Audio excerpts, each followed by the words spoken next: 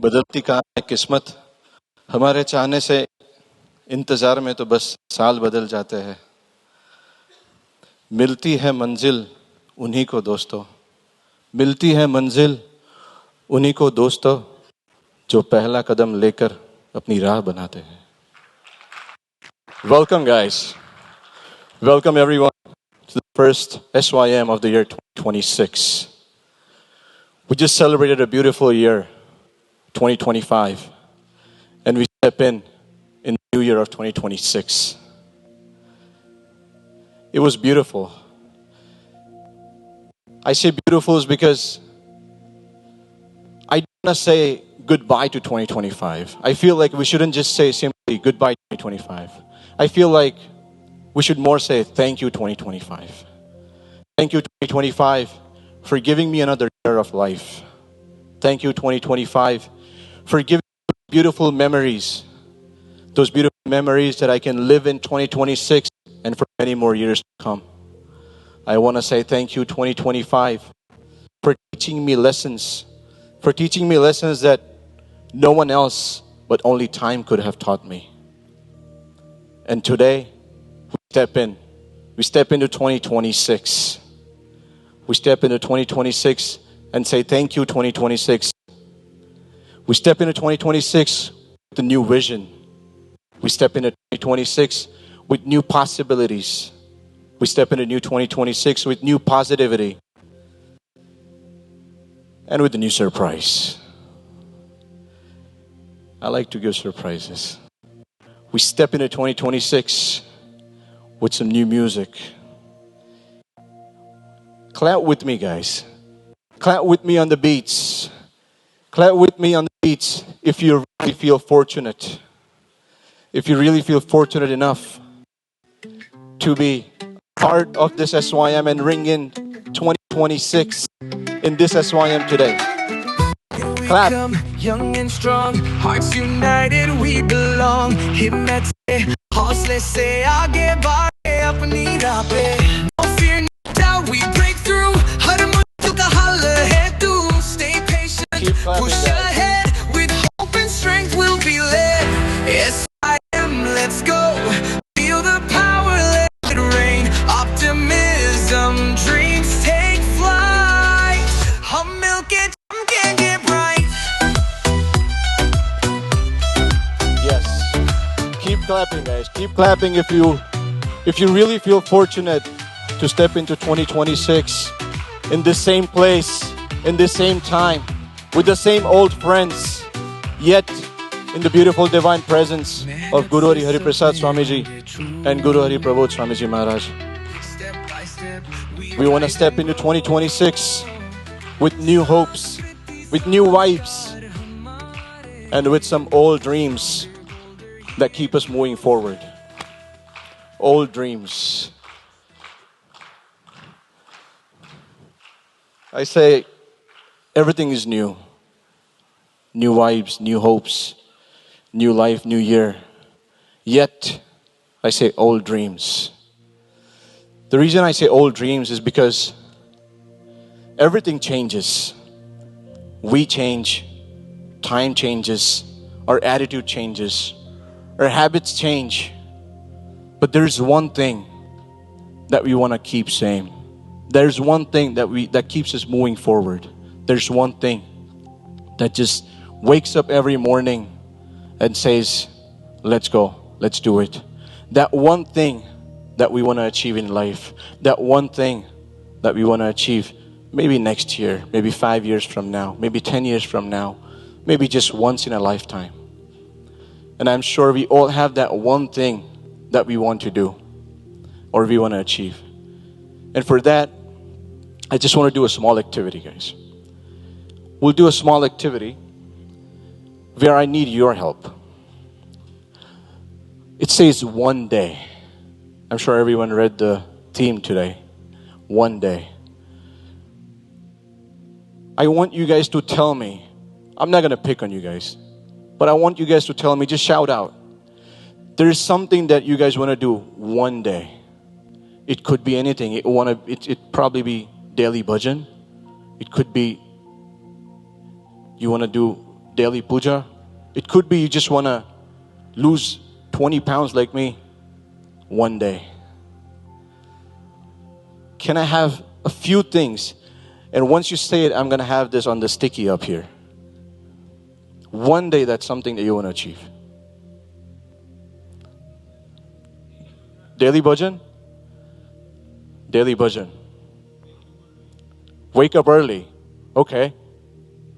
What else? Sorry? Green card. There are a few things I was hoping that it doesn't come up. Exactly. There were a few things that I was hoping that don't come up. One was green card. The other one was citizenship. And the third thing was, no, marriage. One day I want to get married. No, I'm sorry. That's not something that's coming up here. But there is something else. What is it? No speeding ticket? No tickets. Okay. What else? Guru and Rajipo. What else? Maybe I can take one or two more. Stay positive. Okay. All the Sabha wives are going out. There you go. Go to gym. Meet me after Sabha, please. Okay. That's good enough for now. One day I want to be positive. One day I want to drive safe. One day I want to wake up early. One day I want to please Guru Hari. One day I want to do and achieve my daily bhajan. And one day I want to go to gym. Every time we think of this, we think one day. One day is like, sahi time aane de. Just waiting for the right time, and I'm going to start this. And I'm thinking, and I'm asking myself, is it really that difficult for me to start and to get that day one in my life where I can start my journey towards this one day? Is it really that problematic? Do I need that much of a motivation to really take that one step? Now, I have this one day. Okay, the one day is crossed out. Now I want you to tell me, if this is the one day, can I have a shout out for just, let's say, wake up early? What's the one step that if today was the day one to achieve that one day, if today was the day one to start my journey towards that one day, what's my day one should be? Sleep early? Okay. Huh? Alarm? No. That doesn't work. Okay, if I want to drive safer, what would the day one would be? Drive safer? What is it? Start early? That makes a difference. Start early. You don't have to rush. You don't get into rush hours. That's okay. That's perfect. Oh, something came up. Be punctual. Okay. And that's start early. That's the solution. What about if I want to start my daily bhajan? What's the first step? What's my day one look like? What is it? At least sit physically in front of Thakurji. If I cannot do bhajan or if I do joka, that's okay. I don't want to share it. It's okay. You guys will laugh at me. Okay, I'll share it. Every night I used to, I still do. But before, as Parikshit Bhai said, right? I used to do that. I used to put Guru Hari's dhun. I used to sit in front of Thakurji. And I used to start my bhajan. Now, the bhajan starts. For the first 5-10 minutes, it's going beautiful. Like I'm fully awake. I'm doing my bhajan. I'm saying Swaminarayan. I'm doing my dhun. After 15-20 minutes, I start my joka. After 30 minutes, the bhajan is done. After 35 minutes, the thar is going on. And after 35 minutes, maybe something else is playing. And then, unfortunately, or fortunately, I would have someone sitting next to me, most likely my wife, and she'd be like, Suija, patigyo, bhajan. But that's how the bhajan technically starts, right? Just sit in front of Thakurji. We got two more. Be more positive. No, sorry. What was it? Go to gym. What might day one look like? Go to gym. Subscription to le lo bhai. Subscription. At least get a subscription for the gym. Let's see what happens after. And the most beautiful, please Guru Hari. What do you think my day one would look like if I want to please Guru Hari today?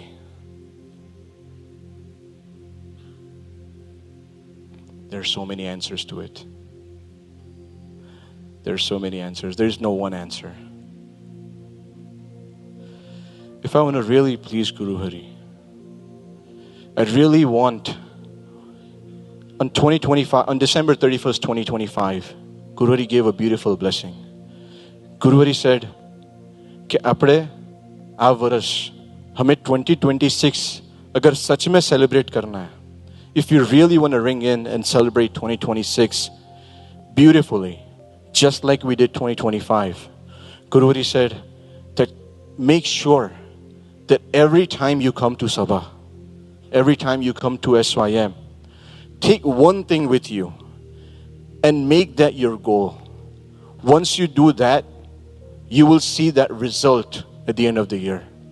So truly, every time we come to SYM, we want to take one thing with us that will please Guru Hari, imbibe that in our life, and really make that our goal.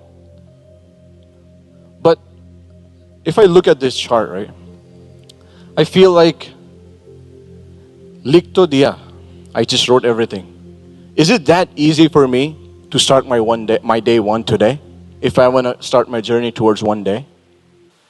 It's not. It's very difficult. And for that, we have Ojasbai here. He prepared a beautiful presentation. That if today was my day one, if today was the first step that I wanted to take towards my journey of one day, how can I make that day one today? Or how can I make today my day one towards the journey? So we please call upon Ojasbai with his presentation. He's a doctorate in education. He is a vice principal of J.P. Stevens High School. And he has spiritually, he has an amazing bond with Guru Hari Prabodh Swamiji. He has countless smrutis of Vicharan with Guru Hari Prabodh Swamiji. And last week he shared a beautiful smruti where you feel like, it's not just him who wants to be with Swamiji or with Prabodh Swamiji. It's actually Prabodh Swamiji who really wants Ojasbai besides him. So again, we welcome Ojasbai with his presentation. पुरुषोत्तम महाराज नी जय, गुरु हरि शास्त्री जी महाराज नी जय, गुरु हरि योगी जी महाराज नी जय, गुरु हरि हरिप्रसाद स्वामी महाराज नी जय जय जय, प्रगट गुरु हरि प्रबोध जीवन स्वामी महाराज नी जय जय जय, हरि प्रबोधम परिवार नी जय जय जय, हरि प्रबोधम अमृत महोत्सव नी जय जय जय.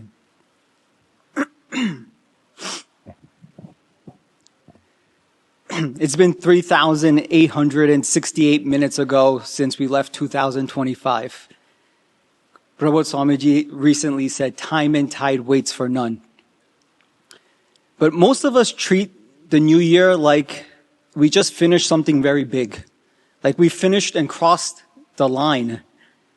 But I want to share with you that we're just starting a new block.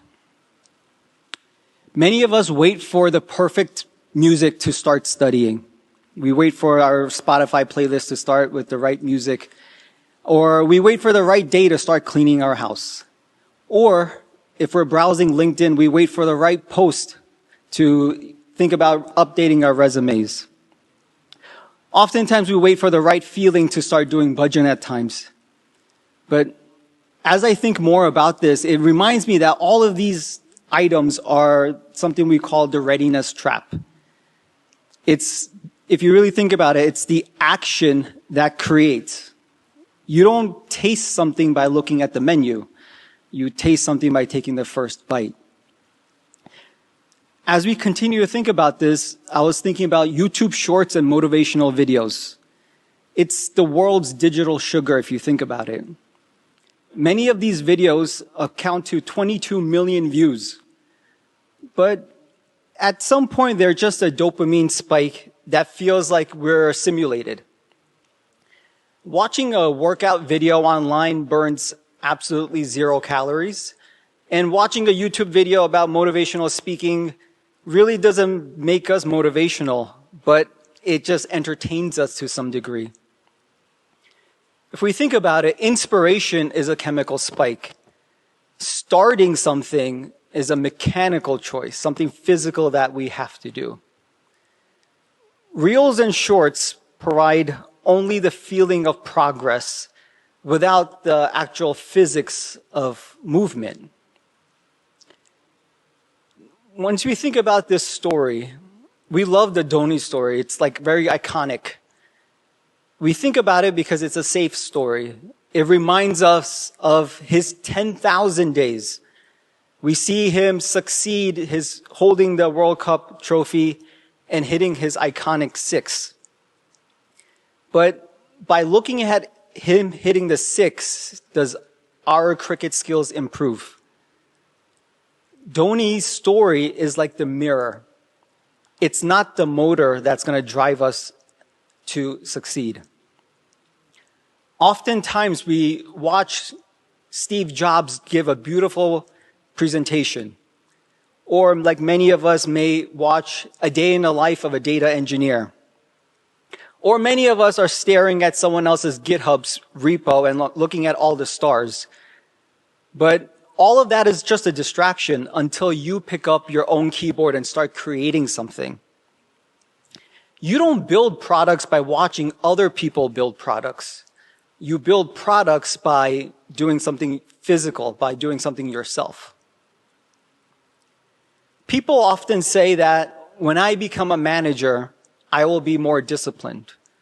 Or many of us say, when I get my first job, I will be more sincere. But looking at Narendra Modi, Modi didn't start being disciplined because he became the prime minister. He became the prime minister because he was disciplined when he was selling ja. Your identity is not fixated to your current situation.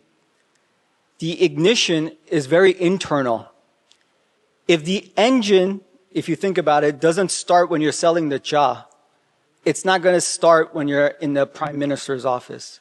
Or simply put, if you can't wake up 5 minutes early tomorrow, you're not going to wake up 5 minutes early the next day when you have a job. Fortunately for us, we need a doctor in our life. If your car doesn't start, do you go and think about buying a better engine? Obviously not. You hopefully would check the battery, the spark plugs, or look at something that's physical inside the engine. If you can't start today, it's a mechanical failure of your internal engine. You need a lead mechanic, someone who knows your inside better than you, better than us. Fortunately for us, we have Guru Hari Prabodh Swamiji in our life, who is our lead mechanic. He's like the person who fixes the stuff without us even knowing. I like to share with you a 3-step protocol to help us get a jump start in our daily engine. The first protocol is called the window. So in this prasang, Nirman Bhai was a 2nd grade student. Nirman Bhai went to Guru Hari Prabodh Swamiji, and Prabodh Swamiji ne prarthana kari કે ગુરુ હરિ મને સર્વોપરી IAS officer થવું છે. I want to be a gold medalist when I grow up. So the ambition is very large. A second grader's ambition is to become an IAS officer. Prabodh Swamiji's prescription is very simple, was an actionable prescription. Guru Hari Prabodh Swamiji એમને એક આજ્ઞા કરી કે જ્યારે teacher ભણાવે એ ટાઈમે આપણે બારીની બહાર નથી જોવું. Think about the ambition and think about the prescription. Huge goals like becoming an IAS officer or becoming a CEO or being a senior developer or engineer are reached through microscopic actions, small things that we do every day. Your day one isn't about taking the IAS exam or taking your interview. Your day one is about not looking out the window. As we sit here today, your day one is keeping your phone aside. If we think about it, Prabodh Swamiji આપણને already આશીર્વાદ તો આપી દીધા. નાના નિર્માણ ભાઈ છે, second ગ્રેડમાં છે, એને તો ભગવાને આશીર્વાદ આપી દીધા. તું IAS ઓફિસર થઈ જ જઈશ અને ગોલ્ડ મેડલ પણ તને મળશે. What is the 1% effort that he has to do? એ જે એફર્ટ છે એ આપણી સૌની એફર્ટ છે કે આપણે વિન્ડોની બહાર નથી જોવું. So that is the window effect or the protocol. Don't look outside the window. The second protocol, the midnight hunger. આ વર્ષે ગુરુહરિ પ્રબોધ સ્વામીજી વિચરણમાંથી પાછા પધાર્યા. સનકુટીરમાંથી એમને શૂઝ પહેરીને વોકિંગ કરવા મંદિરના પ્રદક્ષિણા કરવાના હતા. It was about 10:30 p.m. He walked for about 20 minutes or so, and by the time બધા ભક્તોને મળતા મળતા પાછા સનકુટીરમાં પધાર્યા, it was about 11:15, 11:20. તો એ ટાઈમે, as Guru Hari was walking, I had gotten a book from someone that was Swami Guru Hari Hariprasad Swamiની જે જૂની ગોષ્ઠી છે એની એક બુક મને આપી જે આપણે ગુરુ હરિને આપવાના હતા.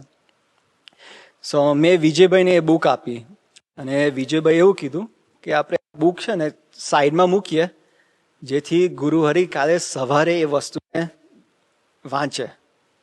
So it was a bit obvious that, it was already late at night.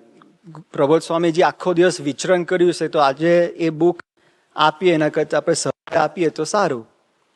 So that was our game plan, to hide the book. So successfully we hid it. Guru Hari Prabodh Swamiji, now it's around 12 o'clock, he enters the restroom, just in the room, bathroom, to brush his teeth. So Vijay Bhai and his sevaka done એવું કે હવે the storm has passed. But as we were setting something else up, Prabodh Swamiji, he exits the restroom અને એમને નજર પડી book ઉપર. એટલે વિજયભાઈએ પ્રાર્થના કરી કે ગુરુહરિ આ બુક તો આપણી જ છે, આપણી જોડે જ રહેવાની છે, આપણે કાલે સવારે વાંચીએ. તો ગુરુહરિ કીધું કે ના ના ના, મને એક ગોષ્ઠી વાંચવા દો, મને એક ગોષ્ઠી વાંચવા દો. It makes me think that hunger doesn't have a schedule. Day one doesn't wait for a convenient moment. It doesn't wait for a Monday morning routine to start. Prabodh સ્વામીજીને એ સુરુચિ દર્શન કરાયું કે મારા માટે કંઈક લઈ લો, કંઈક સ્વામીજીની ગોષ્ઠીમાંથી કંઈક લો. તો ગુરુ હરિ પ્રબોધ સ્વામીજીએ શીખવાડ્યું કે મારા જીવનમાં ભૂખ હશે, if I had that સુરુચિ, ટોપ સુરુચિ મારા જીવનમાં હશે, તો my day one starts this moment. It doesn't wait for the next moment. Day one doesn't wait for it to be convenient. There's two protocols. There's the dual core protocol.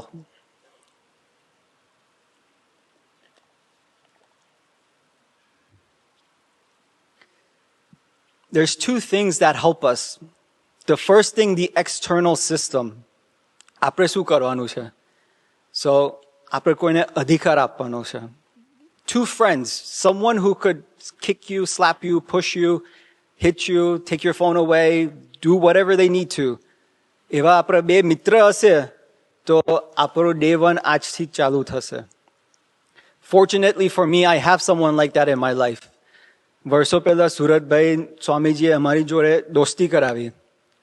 So my thinking before was that હવે ઇન્ડિયામાં સમયો થાય છે તો એટલા બધા પૈસા ખર્ચીને કેમ જવાનું? અને for me, I don't even get a long break. As a person working in a school system, January 2nd or whatever that first Monday is, school's open.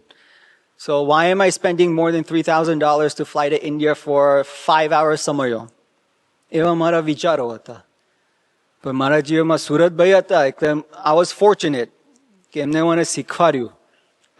એમને મને પુશ કર્યું કે આપણે ટિકિટ બુક કરવાની જ છે. કંઈ પણ થાય હવે. I gave him excuses. મારી જોબ જશે, મને લીવ નહીં મળે, મારા સુપરિન્ટેન્ડન્ટ આ કરશે. Lots of excuses. સુરતભાઈ એક જ વસ્તુ કીધું કે આપણે પ્રબોધ સ્વામીજીને સંભાળીએ અને આપણે થોડું ફરવા જઈએ છીએ. આપણે તો પ્રબોધ સ્વામીજીના સમયના એના ભક્તોના દર્શન કરવા જઈએ છીએ. તો મહારાજ તારું નહીં ગોઠવે? બસ એટલું મેં વિચારીને બધું પ્રયત્ન કર્યું. So I've been everywhere and not once did I ever have a problem. પણ આવા મિત્ર મારા જીવનમાં ના હોત તો આવા સમયોના દર્શન પણ ના થાત અને ભક્તોના પણ દર્શન ના થાત. તો એવા કોઈક મિત્ર આપણા જીવનમાં જોઈએ જે આપણને એવું લાત મારીને પણ ખસારે. And the second thing we need is the internal system. Something to ignite our suruchi. Swamiji કહેતા હતા કે સર્વે રોગની દવા છે ભજન. તો પ્રબોધ સ્વામીજી સિમ્પલ આજ્ઞા, સિમ્પલ પ્રિસ્ક્રિપ્શન આપે છે કે ભજન ના થતો હોય તો ખાલી બેસવાનું. ઠાકોરજી પાસે ખાલી બેસો, એટલું પણ કરશો ને તોય પણ ચાલુ થશે. That's your day one. His prescription is not to start 30 minutes bhajan. His prescription is Thakorji આગળ ખાલી બેસો, 2 મિનિટ બેસો, 5 minutes, જેટલું પણ બેસાય બેસો. ભજન કરશું તો ભગવાન એવી પ્રેરણા કરશે, સ્વામીજી એવું પ્રેરણા કરશે, પ્રબોધ સ્વામીજી એવી પ્રેરણા કરશે કે આપણને એવું મન થશે કે આપણે કંઈક ચાલુ કરીએ. And finally, the third protocol, our internal operating system. So this is something that Prabhu Swamiji does in his day-to-day life. આપણને શીખવાડે છે through his goshti. કે આપણે એક self audit કરવું જોઈએ. Why aren't we starting? So 3 days ago was December 31st. So વરસ તો પૂરું થઈ ગયું. But let's take a moment and imagine that today is December 31st, 2026. Where did we fail today? Which window did we look out of? What stopped us from succeeding? If we do this audit regularly, તો આપણને ખ્યાલ આવશે કે આપણા સિસ્ટમમાં કઈ flow છે. ઘણીવાર ટાઈમ પસાર થઈ જાય છે અને આપણને ખ્યાલ જ નથી પડતો કે આપણે આ કરવાનું છે. પણ આપણું સેલ્ફ ઓડિટ કરીએ, જે as many of you do in your work day to day, you audit, if these protocols are working. પણ આપણે સેલ્ફ ઓડિટ કરશું કે મને ખરેખર ભજન કરવું છે તો શું રોકે છે? Sometimes it's excuses that I'm a professional, I have to travel to the city, I have to do cleaning, I have to do this. પણ એ ખાલી એક્સક્યુઝ છે. ખરેખર એ સુરુચિ અથવા ભગવાનને રાજી કરવાનું એ દ્રઢ સંકલ્પ નથી. જે દિવસે થશે તો ભગવાન 100% એ પ્રેરણા કરે અને બળ આપે. The second thing we need to do, protect the first hour. The first hour of your day determines everything in your life. Many successful CEOs, business, whatever you read, you will see that they devote so much time to the first hour. So a simple thing we could do is no digital sugar in the first hour. એના કરતા ભગવાનની સ્મૃતિ કરીએ, ભજન કરીએ. And you will see that if we stack up 365 hours, the first hours, તો આપણું progress શું થશે? હમણાં જ ગુરુહરિ પ્રબોધ સ્વામીજીએ સરસ આશીર્વાદ આપ્યા કે આપણે એવરી ડે આ પ્રાર્થના કરશું અથવા વિચારશું તો આ વર્ષના અંતમાં આપણને આપણું પ્રોગ્રેસ દેખાશે. તો the first hour is so critical. First hour of the day, never picks up his phone. ગમે તે થાય, but protect your first hour. And the third protocol or the self-operating system is note down 3 things you have done that you have done well. 3 wins. There is something called the progress principle. And it says if you start doing small wins, you'll gain the suruchi, you'll gain the momentum to keep this going forward. So this is the self-operating system. જો આપણે time to time આ કરીએ તો ભગવાન આપણને 100% પ્રેરણા કરે કે આપણે કઈ આપણી દ્રષ્ટિ બહાર જાય છે અને where we need to make those corrections. Lastly but not least, ભગવાનનું બળ. Oftentimes we look everywhere else to gain some strength. We read motivational books, we hold book clubs, go online, do whatever. But all that is momentarily. જે ભગવાનનું બળ છે, it's transformational. It's not a stimulus that's going to come and go. So we shouldn't stop being strong. We should start being connected. જેટલું આપણે ભગવાનના સ્મૃતિ કરશું, જેટલું આપણે પ્રબોધ સ્વામીજીનું જીવન તરફ દ્રષ્ટિ રાખશું, at the age of 72, Prabodh સ્વામીજીનું ડે ટુ ડે રૂટીન શું છે, પ્રબોધ સ્વામીજીનું સિસ્ટમ્સ શું છે, કે ભરૂચનો સમયો પૂરો થયો, રાત્રે એવીડીમાં 2 કે 12:30 વાગે પધાર્યા, તો પ્રબોધ સ્વામીજીએ ગાડી કઈ રોકાવી? Not by his આરામનો જે where his room is, પણ છેક એવીડીના ગેટ આગળ રોકાવી. Why? કેમ કે એમનું સિસ્ટમ છે કે મને એવરી ડે 20 minutes વોકિંગ કરવું જ પડે અથવા કરવું છે. So he has this system in place. So he did proactively stop the car far away. જેટલું આપણું દ્રષ્ટિ ભગવાન તરફ હશે, જેટલું આપણું ભગવાન તરફનું એમની જીવન તરફ દ્રષ્ટિ હશે, તો આપણને એવું નેચરલી એવું બળ મળશે. So starting now is not about willpower. It's about his promise કે આપણે ખાલી 1% એફર્ટ મૂકશું તો એનું 99% આપણને બળ તૈયાર જ છે. 3,868 minutes ago, 2025 vanished. And in a few months, 2026 will also vanish. The heaviest thing in the world is taking the first step. But આપણે નસીબદાર છે કે એવા ગુરુ હરિ પ્રબોધ સ્વામીજી આપણે જીવનમાં છે કે નિરંતર આપણને હોકારો કરે છે અને તોકાર કરે છે કે આપણે એક સ્ટેપ આજથી જ ચાલુ કરે.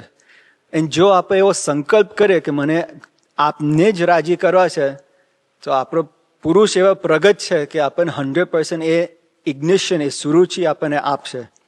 તો આજના સરસ દિવસ, પોષી પૂનમનો દિવસ, બીજા બધા સરસ દિવસ આજે છે, તો આપણે એમને પ્રાર્થના કરીએ કે અમારો ડે 1 આજથી જ ચાલુ થાય, એની માટે અમને બળ, બુદ્ધિ અને શક્તિ આપજો. એ જ પ્રાર્થના. સજાનંદ સ્વામી મહારાજની જય.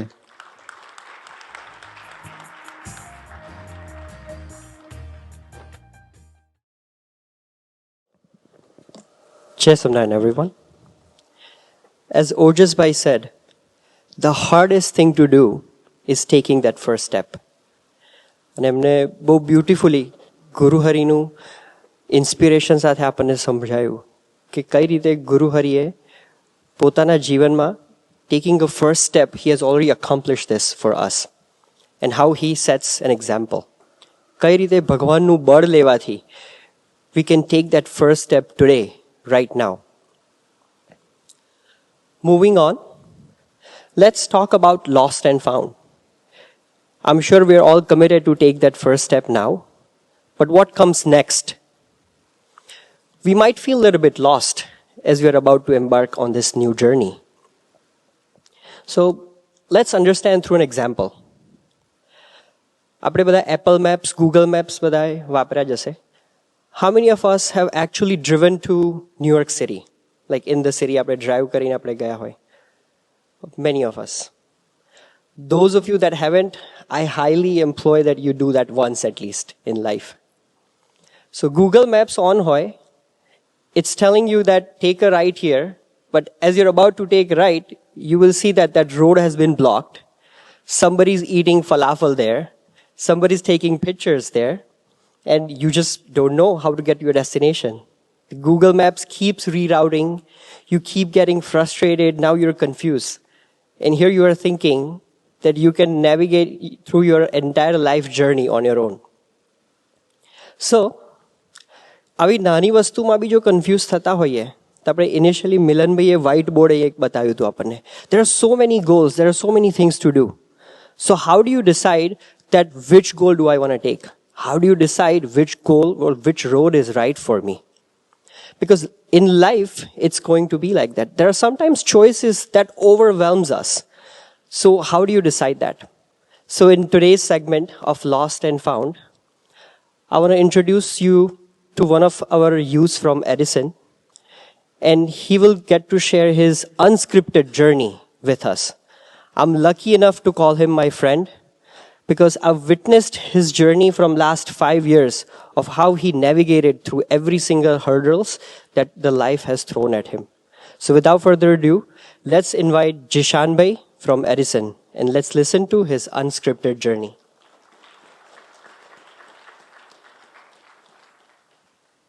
સહજાનંદ સ્વામી મહારાજની જય, ગુરુ હરિપ્રસાદ સ્વામીજી મહારાજની જય, પ્રગટ ગુરુ હરિ પ્રબોધ જીવન સ્વામી મહારાજની જય જય જય.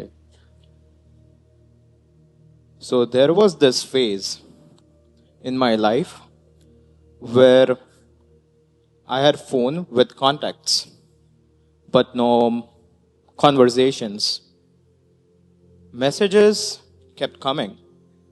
Notifications were coming, but real conversations, the conversation in which I could just talk through what's going on in my head, they didn't.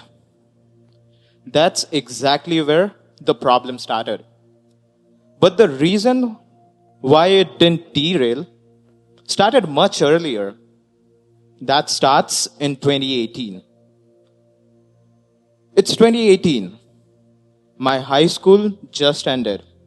It was my summer break. I also had stepped away from my old friends, which meant I was going to an university and I was most anxious about not knowing anyone at this point, like literally no one. And that's when my mom told me, you should go to Sabha. And I just came, and the reason was I wanted to meet people, make some friends. And honestly, I liked it. It was fun. I found good friends. And that's how I came into Sabha. That's how I started coming to Sabha. Now let's fast forward. It's 2021. I have finished my bachelor's in computer science. I have started working as a software engineer at TCS. I am working on a language called X++, not C++, X++. Let's do a quick check. How many of you have heard of this language, X++? So if no one can see it, I just saw one hand, and that exactly was my problem. I had no clue what the heck was I working on. I was totally lost. I was like, what the heck will I do with my career? I don't see myself working on something that I'm liking. I am not seeing something on which there's future. I felt I was stuck. I don't think I'll be moving forward. And that spirals of overthinking started to come.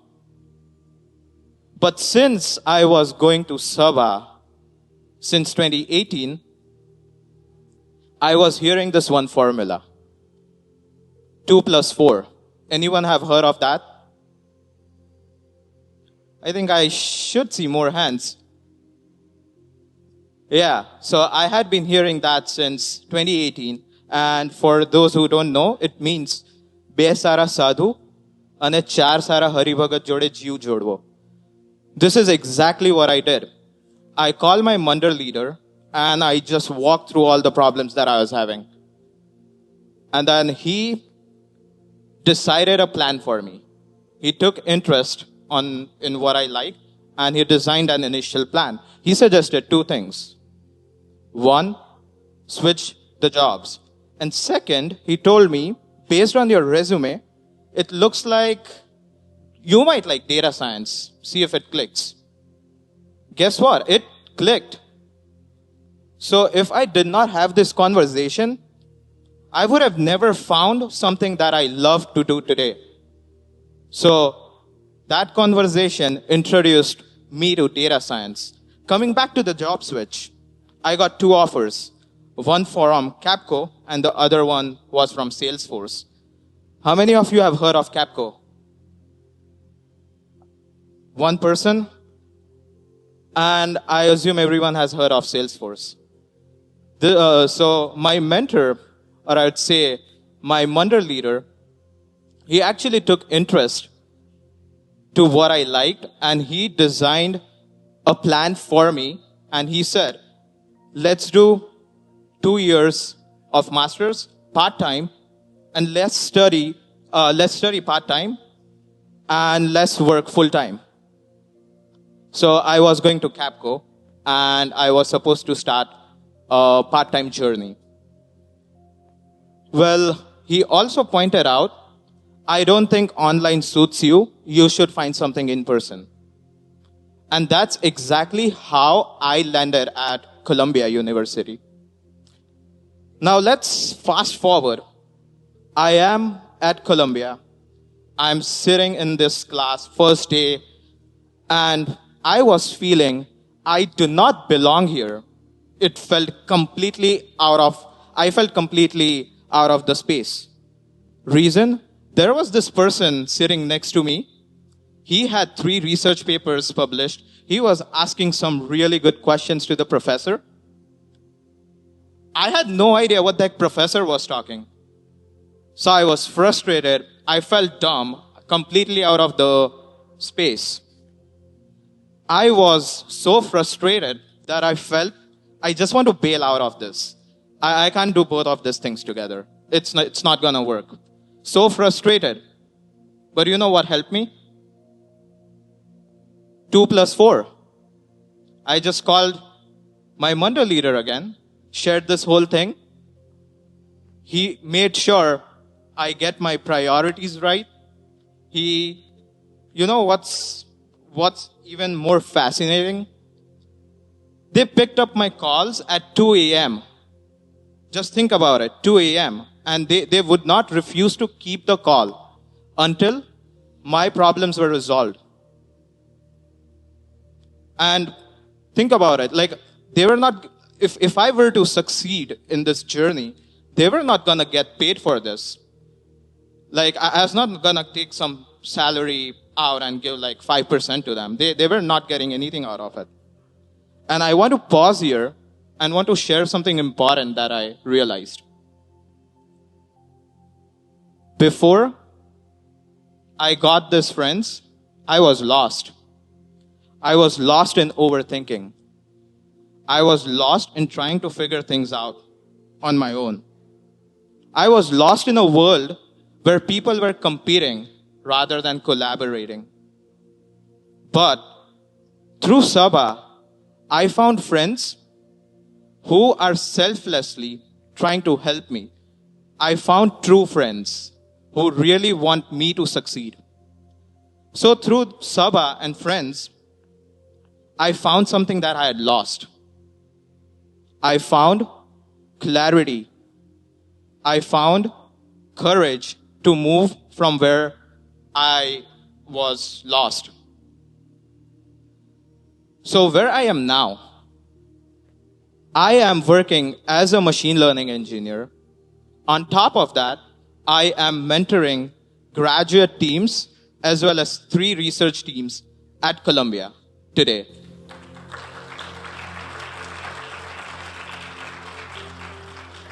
But that's not the point I'm trying to make. The point I'm trying to make is, it's not the career switch that changed my life. It's the Sabha that changed my life. It was the environment change, which was the most important thing. Everything important after that followed that change. Well, if I had to give a TLDR version, just the summary of my journey, I would summarize it in a way where I would say, I did not find Sabha. Guru Hari found me. Guru Hari nurtured me. Guru Hari cared for me through these friends when I was lost. Sajanand Swami Maharaj Ni Jai. What an exciting journey of Jishan Bhai. He found Sabha through Sabha, he found friends, and through friends, he came into touch of Guru Hari. And that completely changed his life. This is probably one of the examples of when we feel overwhelmed, when we feel like we have too many choices, what to do. So maybe the formula that helped Samanvay can help us in our life as well. To go forward, as Samanvay said, to move ahead in his career, we have our next segment, which is ACC Career Compass. So, I would like to invite Krutarth for Career Compass. What a year, 2025. Year of development and advancements. So many tech experts who are like pundits, gurus, they say that we can't keep up with the pace. It's amazing how fast the world is moving.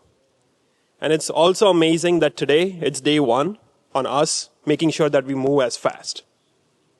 So before we jump into a demonstration, let's just quickly go through what happened during the year in AI world in 2025. Before, ChatGPT was the sole dominant platform. But now Google Gemini, Anthropic, they have caught up. So ChatGPT is not the sole heir or the king of this AI world. Google has made so much advancements, Anthropic has made so much advancements that it's difficult for us to choose. So it's the curse of choice because we don't know which one's going to be better. DeepSeek. I don't know if how many of us know about this, but it's an open source model. Why it's of prominence is that it cost $6 million to make that model. I don't know how far it is as true or not. But compared to billions of dollars spent on making that model, DeepSeek was at par with all the models, and it cost just $6 million. So open source models changed the face, the competition, the landscape of AI development. MCP. How many of us know this term here? Okay, quite a few. People who don't know, it's okay. MCP is nothing but like a wire where we have some data and we have an AI model, and MCP is the way to connect those two. And it became the standardized way. A new term was coined, and it became the standard for the industry. GPT-5.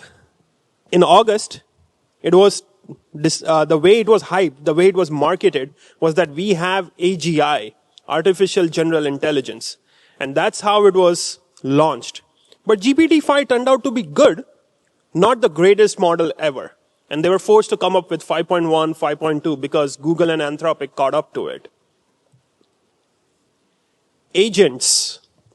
Before we had real estate agent, travel agent, but now, the year of 2025, it was all about AI agents. Agentic development, customer agents. Anything you can talk about, there was an agent embedded into it. Companies were betting on agents. Companies decided that we are going to spend thousands, millions of dollars in developing agents that will bring us profit. Companies are still waiting for that, but agents are ubiquitous now. Okay, the last thing, which was the cool thing. How many of us have at least heard the term vibe coding? Good. So vibe coding is nothing but coding in natural language. There is an AI agent. You tell the agent what you want, and the agent will code for you. And while we chill and vibe and listen to music, the AI is doing our work. And that's why it's called vibe coding. So even in the ACC segments of the past year, we demonstrated Notebook LM, we demonstrated JobRite, we demonstrated Google AI Studio, N8N, like a lot of tools that would help us be up to speed in our AI journey. Now, how many of us remember N8N? It was done in September, and it was about creating workflows. How many of us remember? Show of hands. Wow, excellent. I actually can't see most of your hands because of the light, but still excellent. But so today, we're going to talk about a new tool. Like I said, Google is doing amazing work. It has 7 free tools. One of the tools that we are going to demonstrate and talk about, it's called Opal. Okay? You can see this. It says build, edit, and share mini apps using natural language. Now, N8N was about building workflows and automation, right? And it's very powerful. It has a lot of connectors. It has a lot of tie-ups, integrations. Google Opal is not that powerful, but it's much easier. And so let's try. It has some inbuilt workflows. Now all I need to do to create this app is first click here. And like N8N, you have this nodes, you have this assets. And I'm like, you know what? I don't want any of this. So I'm going to delete this. I'm like, I don't care about the nodes. I don't care about all these connections and all. What I care about is what I want to build. And Opal will take care of itself. So I have a prompt ready.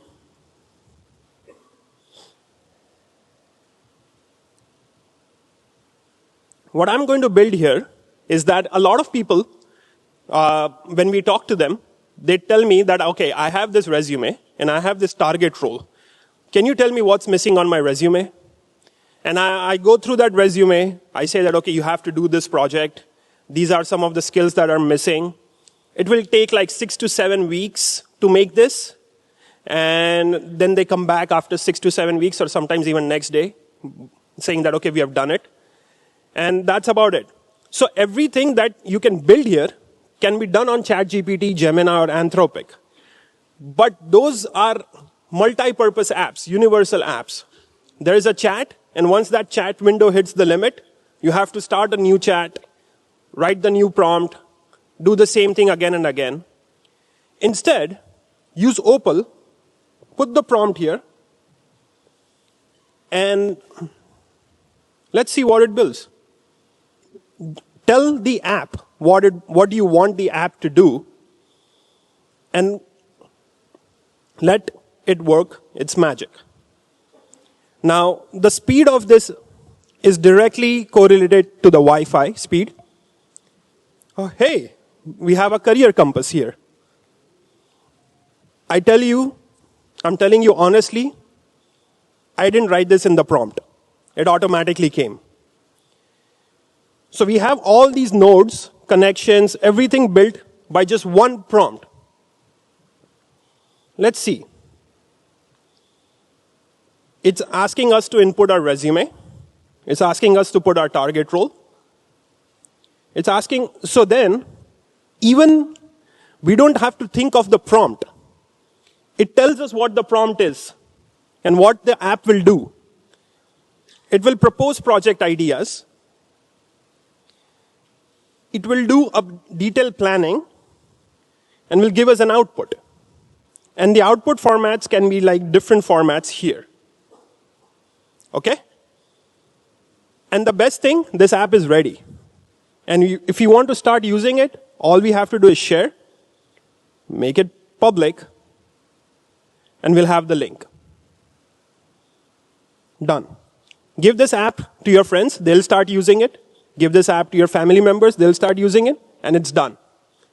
This is how easy it is to build an app in 2026. What is stopping us from becoming a consumer to a builder? Nothing. Because there is no barrier. Do you want to test this? Okay. So you go to the app mode, press start, upload from device. So I have a resume.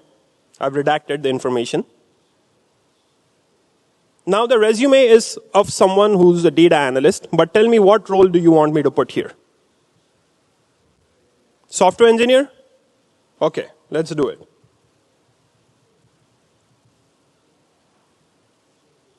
Done. This app is ready to use. It's already in motion. It's deployed, whatever you want to use. Now, this is for career purpose. But imagine there are so many, while it's being generated, there are so many areas of our life which we can automate, which we can offload it. I usually get a lot of questions, and I'm able to answer most of them. But sometimes I get asked one question and I have no answer. And when I don't give an immediate answer, it's a problem. When they ask me, next week su jammu che? I don't know. So what I did was just create an app. It's called Meal Plan.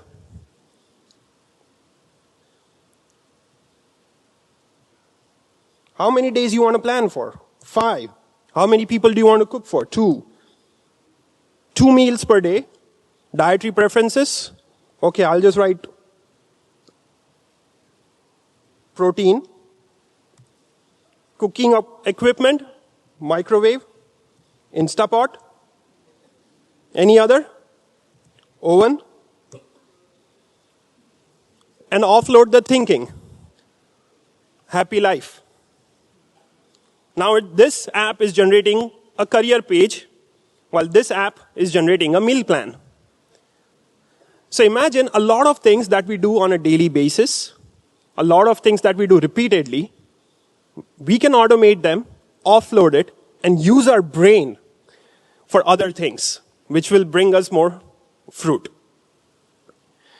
And not only that, this is also generating a grocery list. Okay, so this has worked. Skill gaps, web development, DevOps, cloud platform services, project ideas, weekly plan. Okay, this may need some work, but resume ready bullet points. So after we have finished this weekly plan of 5 weeks, we can add these resume points in our resume, and it will help us. Yeah, so this is the output of the career, and this is the output of my meal plan. Instapot tur dal. So it also uses Hindi, Gujarati terms, and also produces grocery list for the same. Let's get back to the editor. So yeah, Opal, again, it's a workflow automation, works only on natural language, and that's fine. And if you want to edit any steps, all we have to do is write. So now, we have the tools. We have the equipment. What we need is the inspiration that we are going to get today from this Sabha. That today is day 1. I want to change my mindset from becoming a consumer to a builder. I want to change my mindset so that I am not just using, I am creating something for this world. I'm using these tools to create a better life for myself. Make sure that when you go home today, think of like 10, 15 different ideas, because all it takes is 10 seconds to 30 seconds to implement each idea. That's how powerful AI has become in 2026, and this is still in its incipient stage. This app, I'll publish it, I'll share the link, make sure you guys use it, and I'll be looking forward to links from the apps that you guys create so that we can all share and grow together. Thank you, everyone. This is Opal. I hope you guys are enjoying the SYM so far. Now, we heard 2 people. We heard Ojas Bhai and we heard Jishan Bhai. Just amazing experience Jishan Bhai shared. And we are only halfway to the Sabha. There's another surprise.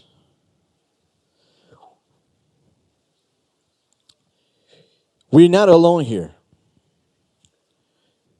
Just like every SYM, we have more and more and more Mandals joining us online. And today, we really want to welcome the three Mandals. We have SF, we have Atlanta, and we have Columbus Mandal. So we want to welcome our friends from all three Mandals. And moving on to the next segment, let's see what the book club has read for us.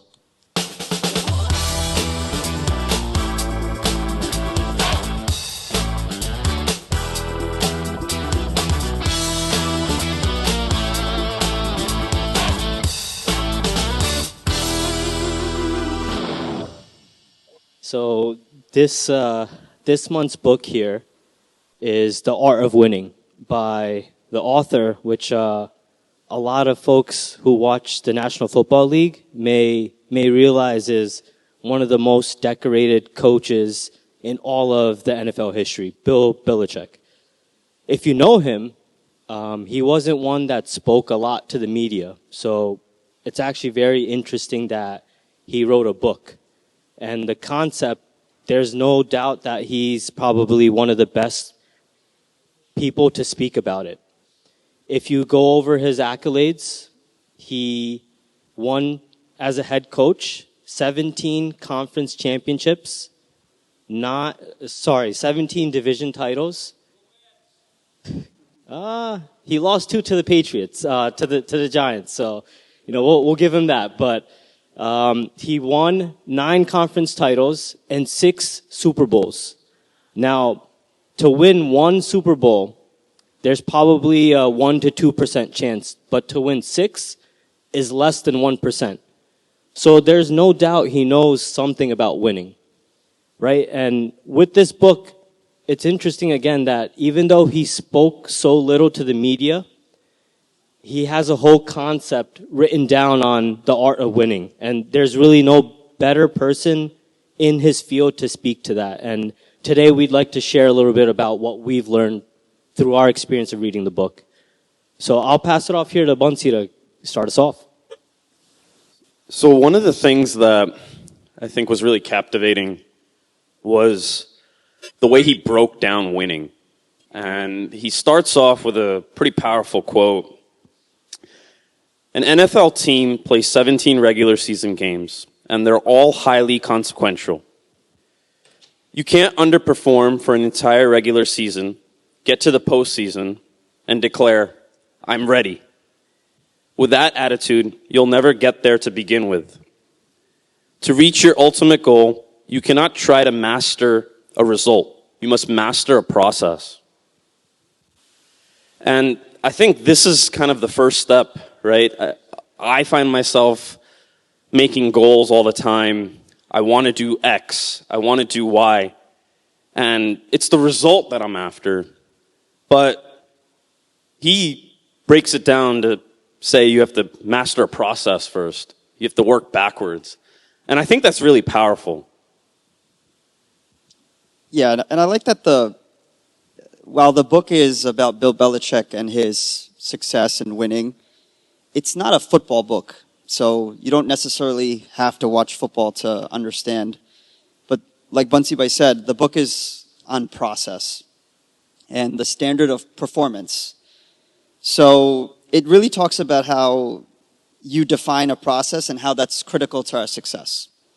So for example, if I look at my day-to-day routine in my life, I have a choice. I can either do my routine with a process or without a process. And I'll give you more details in that. So when I wake up in the morning, my alarm goes off, and the first thing I do is check my phone, right? I turn the alarm off, and I'm looking for any critical messages that I may have gotten, some that are not critical. And that kind of sucks up some of my time. But if I have a process, that the first thing I do when I wake up is make a pratna and then go to the bathroom without picking up my phone. If I define that in my head, if I keep that mindset in my head, then I'm not letting myself fall into the failures of my mind, where I can, if I don't have a process, it's more free flowing, and you just kind of let your mind go and just do whatever you feel like in the moment, right? And I think that's what's really nice, or that's kind of what I learned in this book, is to have a process. And when you have an established process, it gives you routine, it gives you schedule. And so you don't leave anything to your mind, you just follow the schedule, you follow the process. And it's hard initially, but once you start to do that, your brain is automatically trained to follow it. Now, while reading this book, I kind of found a connection to Guru Hari Prabodh Swamiji. Right? If we look at his day-to-day and how consistent he is in his daily routines, there's no day where he's out of routine. And it's so ingrained in him that, he does it. And if I think about it a little bit more, how is that possible, right? You have this process, and even I have these processes, but some days I go to sleep late, and the next morning I wake up and I'm like, oh, I went to sleep late, so I'm not going to do this, right? So that's where it kind of gets hard. But if we look at his life, the process has a purpose, and that purpose is always to make Guru Hari Swamiji happy. And so with that mindset, he's able to follow his process day in and day out. And that's like a very on point thing that you mentioned, where preparation is one thing that you can get right. Sure, the result may not be ideal, but when you master the art of preparing, you've set up a formula to win.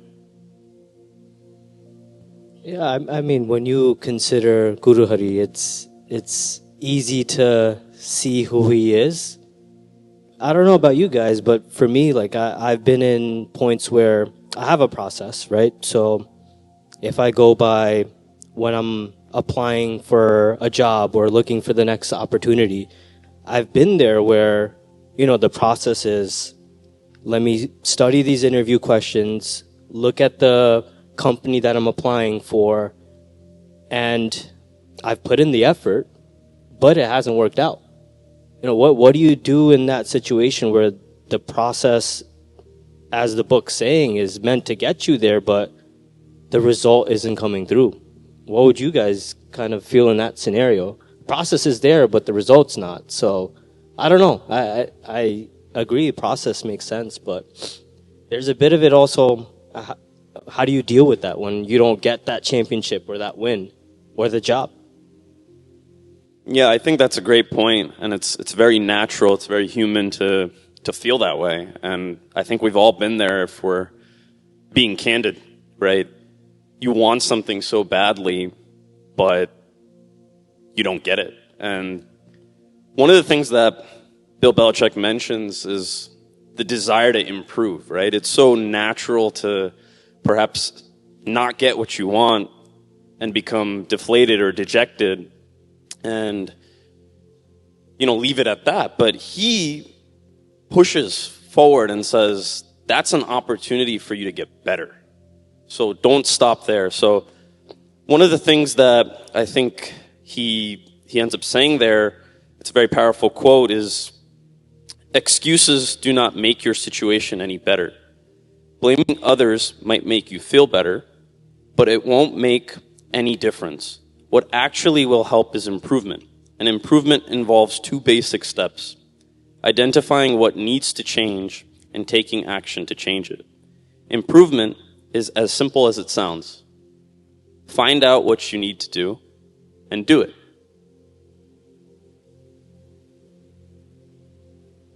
Yeah, so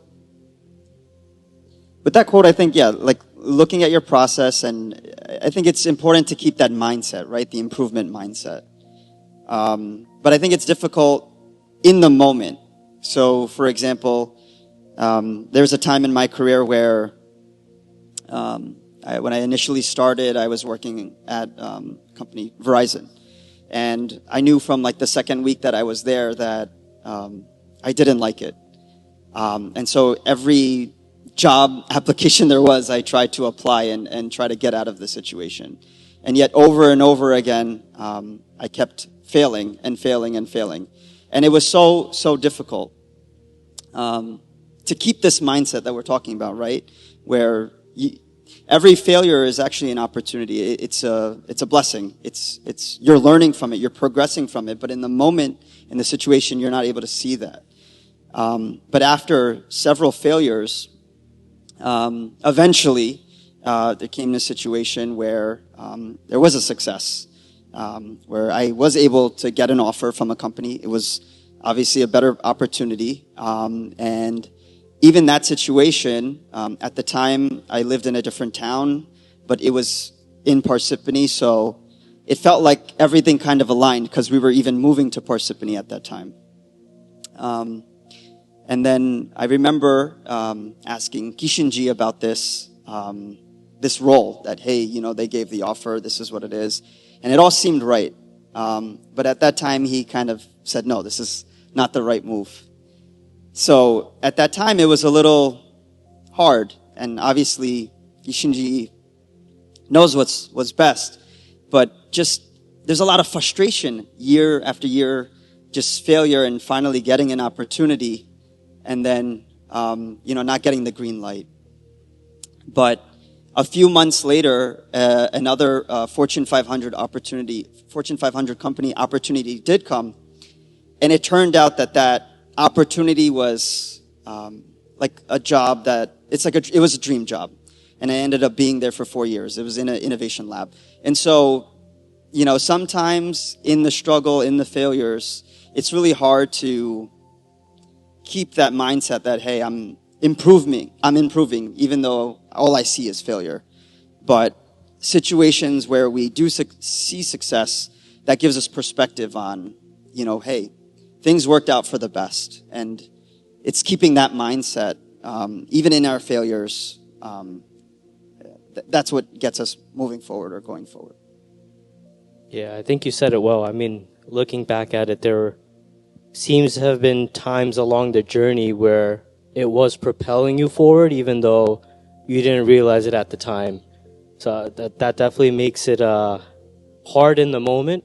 But as you kind of look back, like you realize it had to happen the way that it did. And I mean, we have coaches and Bhagwadis in our corner that have a foresight even beyond what I can imagine. So that's a step up for us for sure.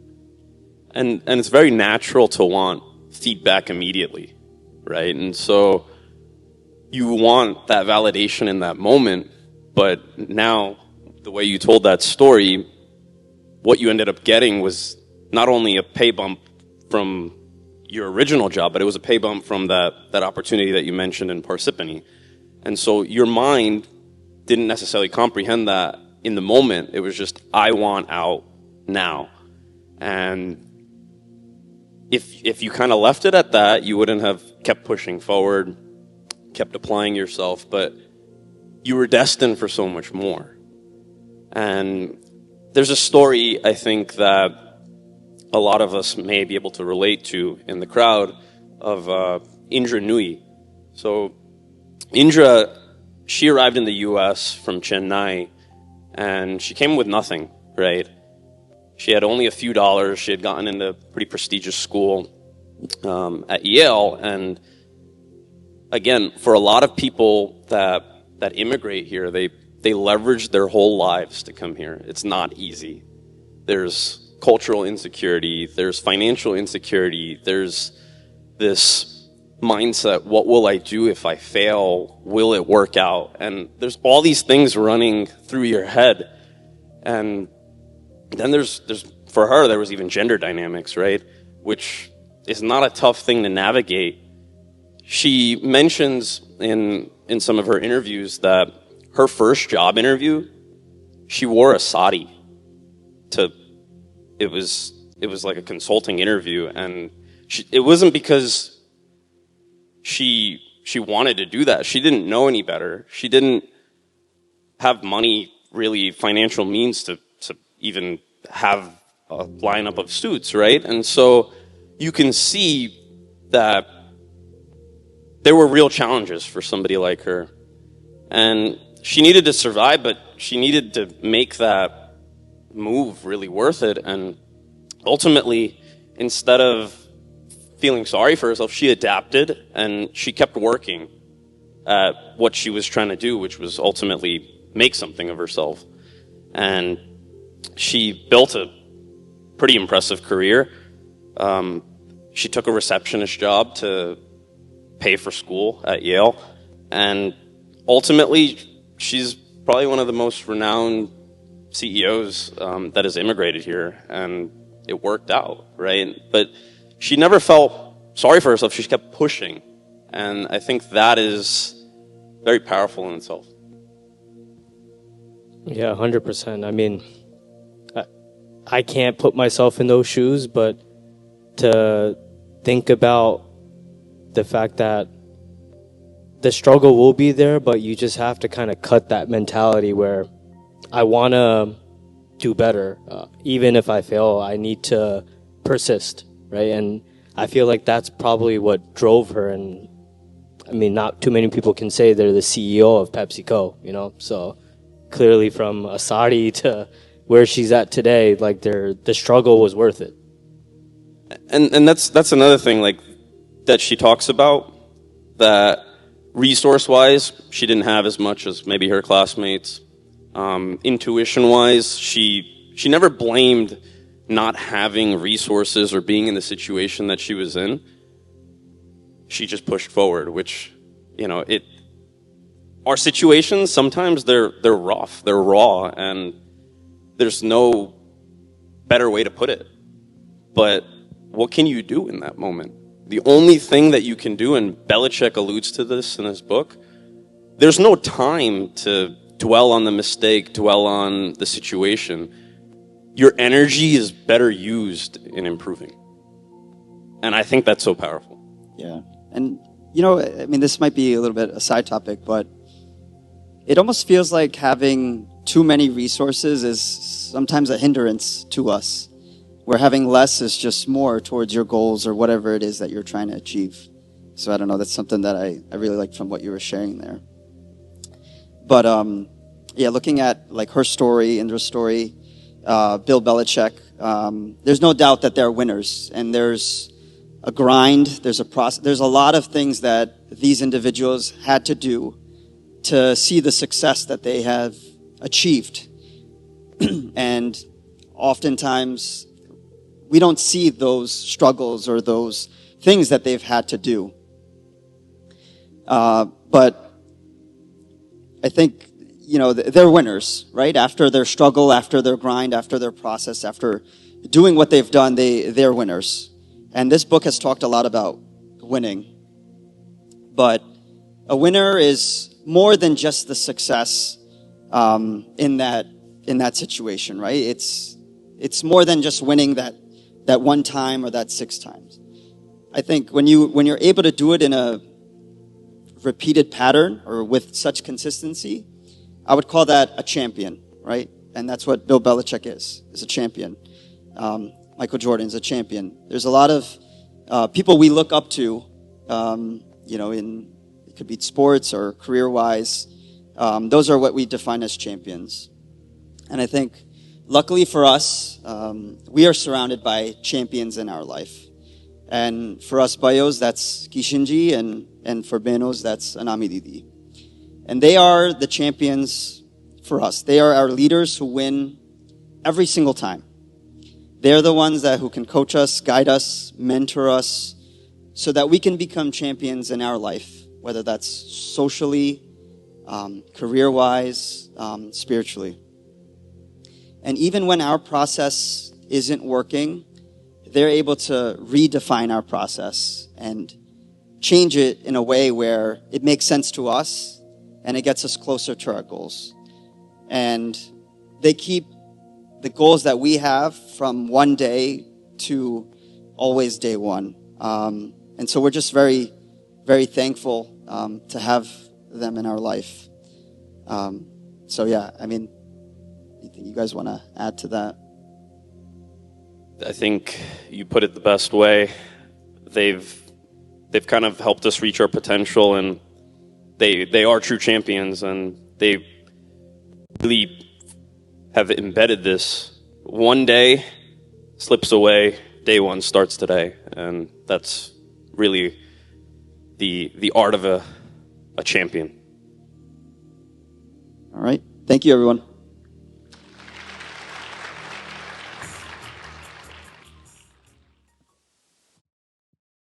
Book club. So far, we've been hearing so many things about how do I start my day one? How can I make today my day one? Before we move on to the next segment, I just want to talk about the importance of today. Because today is not just the first day of SYM. I'm probably sure we heard, as Ojas Bhai mentioned in his speech, today is Poshi Punam. Why we give so much importance to Poshi Punam? Poshi Punam hai kya? Now, for that, we just take an example. Let's say you are flying on a plane and you're sitting next to one of the greatest scientists, Einstein. And he's explaining you about, his research, his work, whatever he does. Would we understand everything in that one short journey or just flight of a few hours? I'm sure most of us would say no. And probably I wouldn't either. So, जब भगवान Swaminarayan, when he came on this earth, जब वो ये धरती पर पधारे, तो भगवान को समझना almost impossible था. और तभी भगवान ने हमारे लिए गुणायतन स्वामी को इस धरती पे लाया. भगवान ने सिर्फ धरती पे गुणायतन स्वामी को लाया ही नहीं, बट आज के दिन, पोशी पूनम के दिन, भगवान ने गुणायतन स्वामी को दीक्षा दी. वो दीक्षा इसलिए दी कि हम जैसे लोग, when we decide that I want to please Bhagwan, I want to really walk on that path, I want to live a life that can make Bhagwan happy, I want to live a life that can make Swamiji happy. When we decide that, we have a blueprint. We have someone who lived that life. We have someone who we can look up to. And that was Gunaditanand Swami. And one such person, or one such human being I know on this earth who lived that life was Prabhudas Bhai, was Swamiji. When I was thinking about it, when I was thinking about today's topic, I was just thinking about one thing, that I'm thinking, okay, today is my day one, today is my day one, today is my day one, and probably that day one does not come. But if we look at Swamiji, we look at Prabhudas Bhai, उनके life में वो day one उसी दिन आ गया जिस दिन he decided कि धरती पे किसी को रिझाने के लिए हम नहीं आए. धरती पे, if we want to please someone, and that's only and only Yogiji Maharaj. So now we want to move on and dwell into Swamiji's life and see that how he made that decision that today is his day one. And for that, we call upon Mayank Bhai on the stage. Mara Swamiji, Mara Swamiji, Mara Swamiji, Mera Swamiji, Mara Swamiji, Mara Swamiji, Mara Swamiji, Mara Swamiji, Mara Swamiji. Swami ji का जीवन असाधारण था. बचपन से ही, एक समय की बात है, बचपन में स्वामी जी और उनके मित्रों ने एक संगीत प्रतियोगिता में भाग लेने का निर्णय लिया. प्रभुदास भाई जो स्वामी जी के पूर्वाश्रम का नाम था, उनकी आवाज बहुत मधुर थी। उन्होंने और उनके मित्रों ने मिलकर पूरे उत्साह से उस प्रतियोगिता की तैयारी की। प्रतियोगिता का समय करीब आया, पर प्रभुदास भाई के टॉन्सिल में कुछ प्रॉब्लम हो गई। डॉक्टर से सलाह ली। डॉक्टर ने कहा, इसका तो तुरंत ऑपरेशन करना ही पड़ेगा। उसके बाद नो एक्टिविटी, सिर्फ रिकवरी, और गाना तो बिल्कुल नहीं। ऑपरेशन हुआ, उसके बाद सिर्फ रिकवरी बाकी थी। पर उनके मित्रों का इस प्रतियोगिता के प्रति उत्साह और पार्ट लेने का उत्साह उतना ही था। प्रभुदास भाई ने डॉक्टर की एडवाइस के बावजूद भी अपने मित्रों के साथ मिलकर उस प्रतियोगिता में भाग लिया, उनके साथ गाना गाया। यह बचपन का प्रसंग स्वामी जी के जीवन में एक अद्भुत चीज उजागर करता है। डॉक्टर ने तो कहा था कि गाना बिल्कुल नहीं गाना है। उन्होंने गाया। उसकी वजह से उनके शरीर को उस समय नहीं, उसके बाद भी काफी कष्ट रहे। फ्यूचर में भी गाने में बहुत दिक्कतें रहीं। ऐसा क्यों किया? क्योंकि स्वामी जी तब से ऐसे थे कि वो दूसरों के लिए जीते थे, दूसरों की सेवा करने के लिए। उनका हर पल, हर क्षण, उनका शरीर, सब कुछ वो दूसरों की सेवा में समर्पित रहता था। इस भाव का हमें संपूर्ण दर्शन तब हुआ जब स्वामी जी ने योगी जी महाराज से दीक्षा ली। उस समय प्रभुदास भाई ने स्वामी जी के सामने, यानी कि योगी जी महाराज के सामने 4 संकल्प लिए। वो 4 संकल्प भी कैसे? अपने शरीर को मिटा देने वाले। उनमें से पहला संकल्प था, अब इस देह पर मेरा कोई अधिकार नहीं रहा। दूसरा संकल्प, चाहे सूखी रोटी खाकर और छाछ पीकर रहना पड़े, पर मेरा एक ही लक्ष्य है, अपने गुरु योगी जी महाराज को प्रसन्न करना। तीसरा संकल्प, यह शरीर अब मेरा नहीं है, आपका है, और इसका प्रत्येक क्षण आपके हरिभक्तों की सेवा में समर्पित रहेगा। चौथा संकल्प, आपके अतिरिक्त इस संसार की कोई भी वस्तु मुझे प्रिय ना लगे।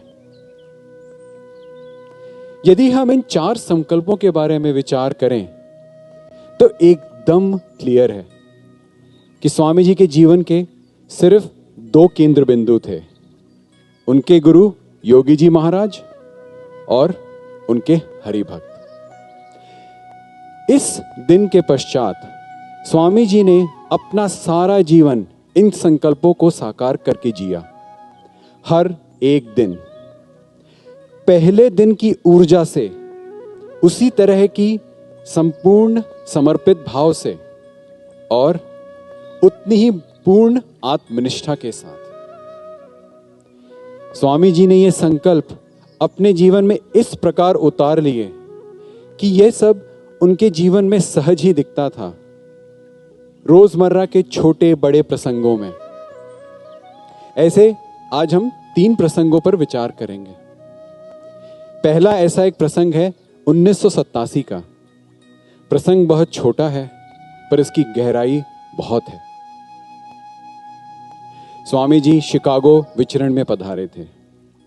एक दिन 2 घंटे की पधरामणी के पश्चात वो डॉक्टर विपिन भाई के घर पर पधारे। ठाकुर जी का थाल हुआ। थाल के पश्चात साथ में जो सेवक थे उन्होंने स्वामी जी से पूछा कि स्वामी जी, आप केरी अर्थात आम ग्रहण करेंगे या फिर उकाड़ो? ठाकुर जी के थाल में 3 आम रखे थे।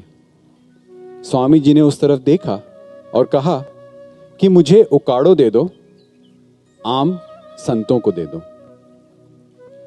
स्वामी जी की बात सुन सेवक को रियलाइजेशन हुआ कि मैंने उनको ये नहीं बताया कि स्वामी जी आम और भी हैं पीछे। जब स्वामी जी ने यह सुना तब उन्होंने कहा, ठीक है, मैं आम ले लूंगा। इस प्रसंग में भी, जो कि छोटा सा सुनने में है, स्वामी जी ने किसको आगे रखा? संतों को, अपने हरि भक्तों को, अपनी प्रेफरेंस को नहीं। उनको आम अच्छा लगता था, पर किसको आगे रखा? अपने भक्तों को। ऐसा ही एक दूसरा प्रसंग है 2005 का। उस समय स्वामी जी टैंपा में थे। उनका हर्निया का ऑपरेशन हुआ था। ऑपरेशन 1 बजे समाप्त हुआ। अगले दिन सुबह स्वामी जी को हॉस्पिटल से डिस्चार्ज किया गया। पूजा के पश्चात साथ में जो संत थे उनको स्वामी जी ने कहा कि आप मेरा पोर्टफोलियो लेकर आइए, मुझे एक फैक्स लिखना है। संत ने बोला कि स्वामी जी, अभी तो रिकवरी का समय है, आप ऐसा मत करिए। परंतु स्वामी जी ने कहा, मुझे बस एक फैक्स लिखना है, उसके बाद मैं पूरे हफ्ते कुछ नहीं करूंगा। पर संत ने कहा, स्वामी जी, अगर आप बैठकर फैक्स लिखेंगे तो निचले शरीर के भाग में एक्स्ट्रा दबाव पड़ेगा, तो और कॉम्प्लिकेशंस हो जाएंगी। तो स्वामी जी ने कहा, ठीक है, मैं खड़े होकर लिख लेता हूं, मुझे बस एक फैक्स लिखने दो। संत बोले एक दूसरी तरह से प्रार्थना करके कि स्वामी जी, अगर हरिधाम में संतों को पता चलेगा कि आपने खड़े होकर फैक्स लिखा तो उनको कैसा फील होगा। स्वामी जी ने संत का भाव समझा। फिर भी उन्होंने कहा कि मुझे एक फैक्स तो लिखना है।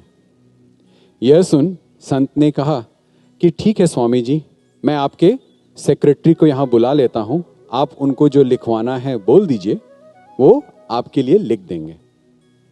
स्वामी जी ने यह प्रार्थना स्वीकारी और फैक्स लिखवाया।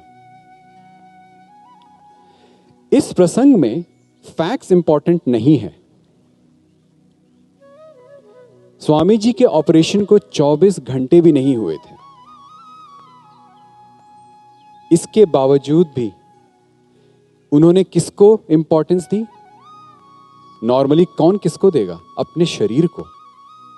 स्वामी जी ने अपने शरीर को इंपॉर्टेंस नहीं दी कि उनको जो कष्ट होंगे उस पर ध्यान नहीं दिया। उन्होंने अपने कार्य पर ध्यान दिया कि मुझे जो करना है, जो मैंने संकल्प लिए हैं जीवन में, भक्तों का साथ देना, उनकी सेवा करना, उनका कल्याण करना, वही मेरा प्राइमरी फोकस है, चाहे कितनी भी प्रतिकूल परिस्थिति हो। तीसरा प्रसंग 25 जुलाई 2021। स्वामी जी की देह लीला इस पृथ्वी पर समाप्त होने से एक दिन पहले प्रियव्रत भाई ने पूर्वायु भाई को वीडियो कॉल किया। उस समय अमेरिका की मॉर्निंग हो रही थी। पूर्वायु भाई ने शार्दुल भाई और प्रणव भाई को जगाया। सबको स्वामी जी ने वीडियो कॉल पर दर्शन दिए। स्वामी जी का उसी समय डायलिसिस डन हुआ था, फिनिश हुआ था। Dialysis is a very debilitating procedure. उसके बाद बॉडी में कोई एनर्जी नहीं बचती है। एंड स्वामी जी की एज पर तो इट इज अनइमेजिनेबल कि वैसी सिचुएशन नहीं होती है कि आदमी कुछ भी कर पाए। स्वामी जी उस समय बिस्तर पर दर्शन दे रहे थे और गोष्ठी कर रहे थे। और वो गोष्ठी भी कैसे कर रहे थे? जैसे कि सामने एक बहुत बड़ी युवकों की सभा बैठी हो। सामने थे कितने लोग? 4। ऐसा दिन, जिस दिन उनकी ऐसी हालत थी, उस समय भी स्वामी जी ने अपना संकल्प कि मुझे हरिभक्तों की सेवा कर लेनी है, मुझे युवकों को मार्गदर्शन देना है, उस दिन भी उसी उमंग से वह कार्य उन्होंने पूर्ण किया। अगले दिन 26 जुलाई, जिस दिन स्वामी जी ने अपनी देह लीला समाप्त की, उस दिन भी जो हम यह स्मृति देख रहे हैं, एक युवक को वो मार्गदर्शन दे रहे थे। स्वामी जी ने अपना पूरा जीवन उसी संकल्प जो उन्होंने इस योगी जी महाराज के साथ लिया था, हर दिन वैसे ही वो अपना जीवन बिताया, नो मैटर वॉट। तो आज नए साल के उपलक्ष्य में हम महाराज स्वामी जी के जीवन की ओर देखकर, उससे प्रेरणा लेकर, अगर अपने जीवन में भी उसी ही उमंग से, उसी ही ऊर्जा से, उसी ही समर्पण से और उसी ही भक्ति से स्वामी जी की तरफ अपनी यात्रा आगे बढ़ा सकें, इसके लिए स्वामी जी हमें बल दें। सजानंद स्वामी महाराज की जय। मारा स्वामी जी, मेरा स्वामी जी, मारा स्वामी जी, मारा स्वामी जी, मारा स्वामी जी, मारा स्वामी जी, मारा Swami ji. Such was the life of our beloved Swamiji. The day when he decided, and the day when he left for his divine abode, until that day, his day one continued. His goal just to please Yogi Ji Maharaj, his goal just to please Yogi Ji Maharaj and do his Yuvako Seva, it continued till the end. He went around the world.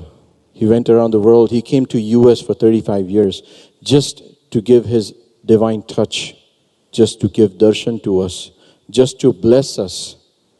And such legacy is still continued today by Prabodh Swamiji Maharaj. Recently, he was in Mumbai, where he gave divine touch and blessings to a lot of yuvakos. And to share more on that, we would request Harsh Bhai to come on the stage. Hari चरण करे विचरण, अखंड नित नव विचरण, देश विदेश विचरण, अथाक अविरत विचरण। हरि चरण करे विचरण, अखंड नित नव विचरण, देश विदेश विचरण, अथाक अविरत विचरण। विचरण विचरण विचरण, विचरण विचरण विचरण। अक्षर पुरुषोत्तम महाराज ની જય, શાસ્ત્રી જી મહારાજ ની જય, યોગી જી મહારાજ ની જય, ગુરુ હરિ હરિપ્રસાદ સ્વામી મહારાજ ની જય જય જય, પ્રગટ ગુરુ હરિ પ્રબોધ સ્વામી મહારાજ ની જય જય જય, હરિ પ્રબોધમ પરિવાર ની જય જય જય।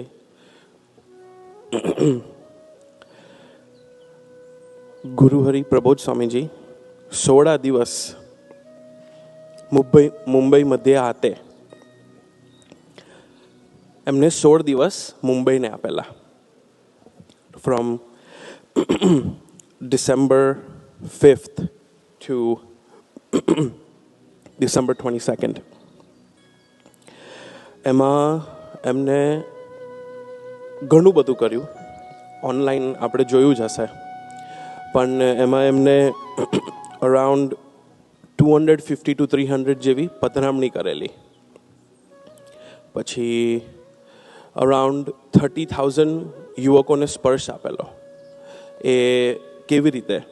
તો એમને એમાં 15+ જેવી સભા કરેલી, જેને લઈને એટલા બધા જણને એ સ્પર્શ આપી શકેલો।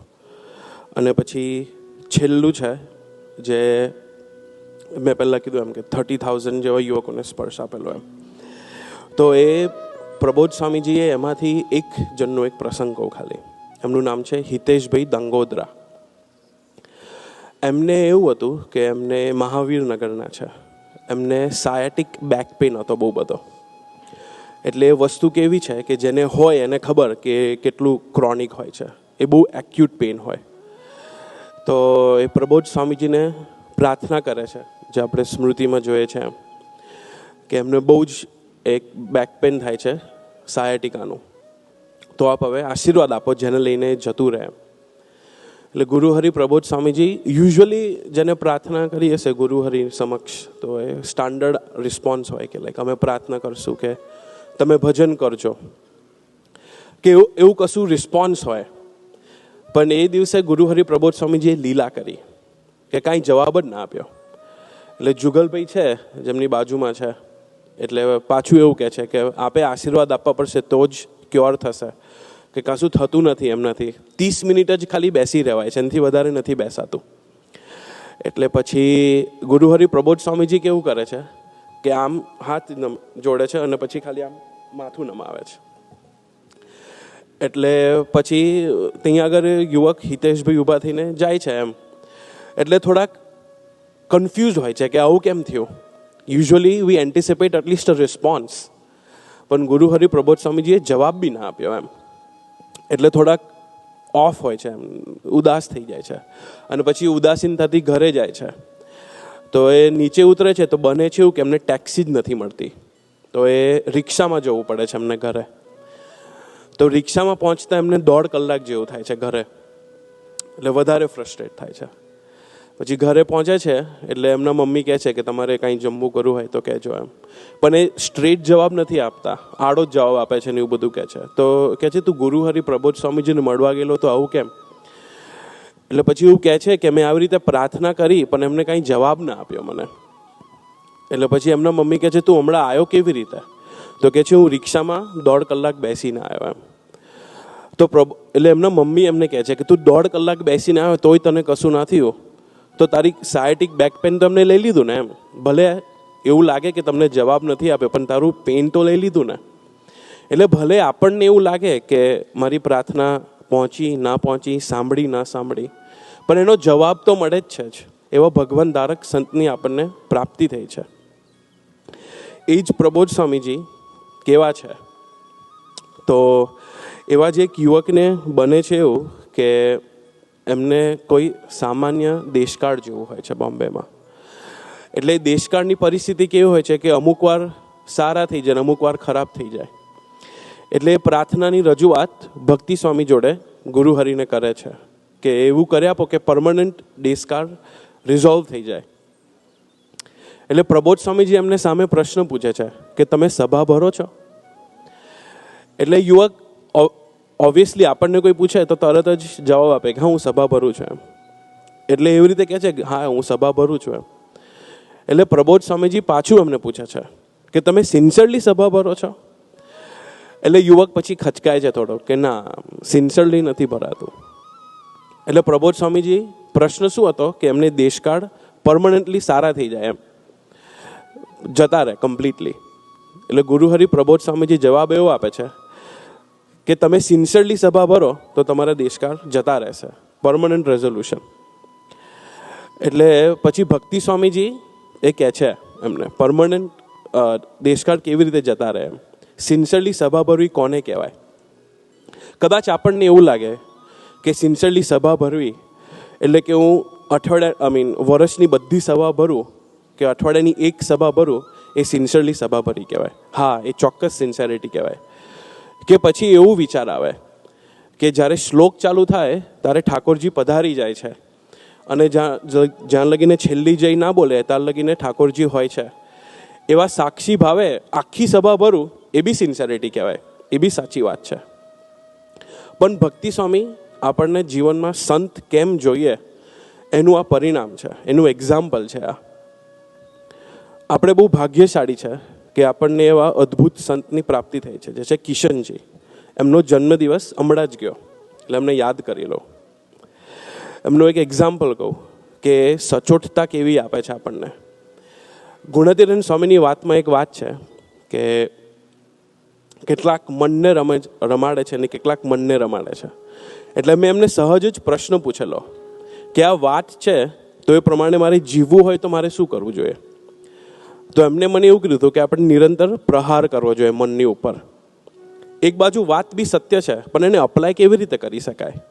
એના માટે આપણને એવા ભગવદી આપેલા છે પ્રબોધ સ્વામીજીએ, બહુ મોટી કૃપા કરીને. તો એમને એક્ઝેક્ટ સચોટતા આપી કે નિરંતર પ્રહાર કરવો જોઈએ. તો એ કેવી રીતે કરાય એ બી એમને બતાવ્યું કે આપણે ઉપર સેવા કરતા હોઈએ કે તમે નીચે સેવા કરતા હો અને તમને બાથરૂમ જવાનું મન થાય, બાથરૂમ જવું છે એમ, તો છેક દાદરા ચડીને ઉપર બાથરૂમ કરવા જવાનું, કે તમે ઉપર હો તો દાદરા ઉતરીને નીચે બાથરૂમ કરવાનું, પણ એ સેમ ફ્લોર ઉપર નહીં જવાનું. તો આપણે મન પર પ્રહાર કર્યો કહેવાય. એવું સચોટતા જોઈએ. એટલે ભક્તિ સ્વામીજી એ યુવકને સચોટતા આપે છે, ક્લેરિટી આપે છે કે સિન્સિયરલી સભા ભરવી કોને કહેવાય. તો ભક્તિ સ્વામીજી એવું કહે છે કે તમે સભામાં જાઓ પણ એમાં સભામાં જઈને કશું લઈને આવો તો સિન્સિયરલી સભા ભરી કહેવાય. તો અંતે ગુરુહરિના આશીર્વાદ લઈએ આપણે. એની પહેલાં ખાલી એક પ્રાર્થના કરવી છે. એક બાજુ આપણે ગુરુહરિનું દર્શન કર્યું કે જે પેન 12 વીક થાય તો બી કદાચ જ જાય, સાયટિક બેક પેન, એ એમને લઈ લીધું, તરત જ લઈ લીધું. અને બીજી બાજુ આપણે એમની મોટાઈ બી જોઈ કે એમને 12 દિવસમાં 30,000 યુવકો મળવા માટે રેડી હતા. એટલી બધી પધરામણી કરી, એ એમની લૌકિક મોટાઈ છે. છતાં બી એ કેટલા સિન્સિયર છે, જે આપણે ફોટામાં જોયું, સ્મૃતિમાં જોવો છો કે એ ડાયરી ઓલવેઝ, ભલે યુવક બોલતો હોય, વડીલ સંત બોલતા હોય, પોલિટિશિયન બોલતા હોય, પણ એ ઓલવેઝ કશું લખતા જ હોય છે. કોઈનામાં બી કશું સારું એ લઈને પોતા માટે અપ્લાય કરી દે છે. એ કક્ષાએ કે ડાન્સ હોય ને, ડાન્સની કડીમાં, તો એમાંથી બી એ કશું લખી લેશે. એવા એ ટોપ સ્ટુડન્ટ છે. તો ગુરુહરિની પરાવારીનો આશીર્વાદ લે એની પહેલાં એક પ્રાર્થના કરવી છે કે આપ તો એવા સિન્સિયર સ્ટુડન્ટ છો જ, પણ અમે બી એવા સિન્સિયર સ્ટુડન્ટ બનીએ. કશું લઈને જઈએ આ સમન્વય યુથ મીટમાંથી. આપણને તો એ લોકો આપણને ટેક અવેઝ રેડી કરીને આપે છે, પણ મારે ખાલી લખવાના બાકી છે. એટલું સ્ટેપ લઈએ, આપણને ગમે છે એવી સિન્સિયરિટીથી સભા ભરીએ. એ જ પ્રાર્થના. સજાનંદ સ્વામી મહારાજની જય.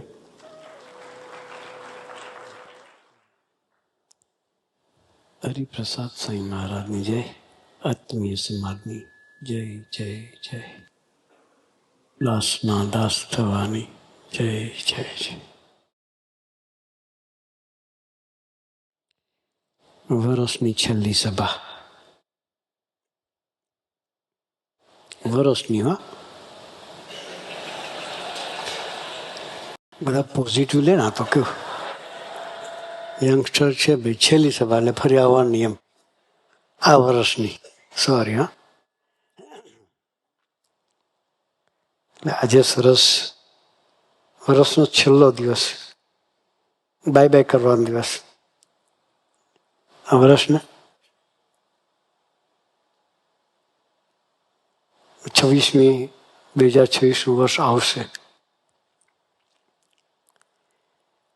નવા વર્ષમાં આપણે કંઈક લઈને જવું છે. નવા વર્ષની શરૂઆત કંઈક ધ્યેયથી આપણે કરવી છે. સ્વામીજીનું ધ્યેય ક્લિયર હતું.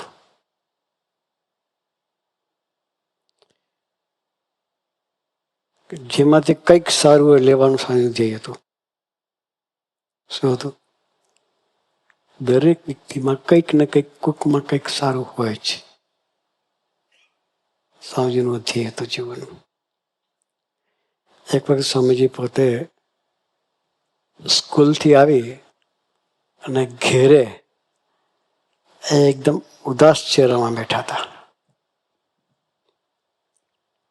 એટલે અહીં આણંદમાં જો સ્વામીજીના બેન, સ્વામી એમને ઘેર હતા, કમળાબેન. એને સ્વામીજીને પૂછ્યું કે પ્રભુ તું ઉદાસ કેમ બેઠો છો? કે કઈ નથી, કે તું જમવાનો ટાઈમ હતો એટલે જમવાનું ત્યાં બેઠા.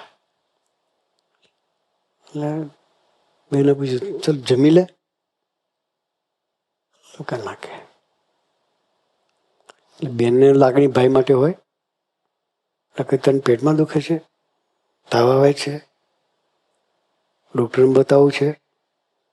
તું કશું મને તકલીફ નથી, મને શાંતિથી બેસવા દે. તો બેન કે મને થયું છે શું? કે કેમ જમવું નથી? એને કહ્યું મારે નહીં જમવું. કે બેનની લાગણી થોડી વધારે હોય એટલે બેન કે તું નહીં જતો, મારે નથી જમવું કે. એટલે ભાઈનો છૂટકો નહીં બોલ્યા વગર સ્પષ્ટીકરણ કરવું પડે. પછી સ્વામીજીએ કહ્યું કે બેન, હું એટલે જમવા નથી બેસતો કે હું જ્યારે નાનો હતો પ્રસમને ઘેરે એક સંત આવેલા કે એણે મને આજ્ઞા કરેલી કે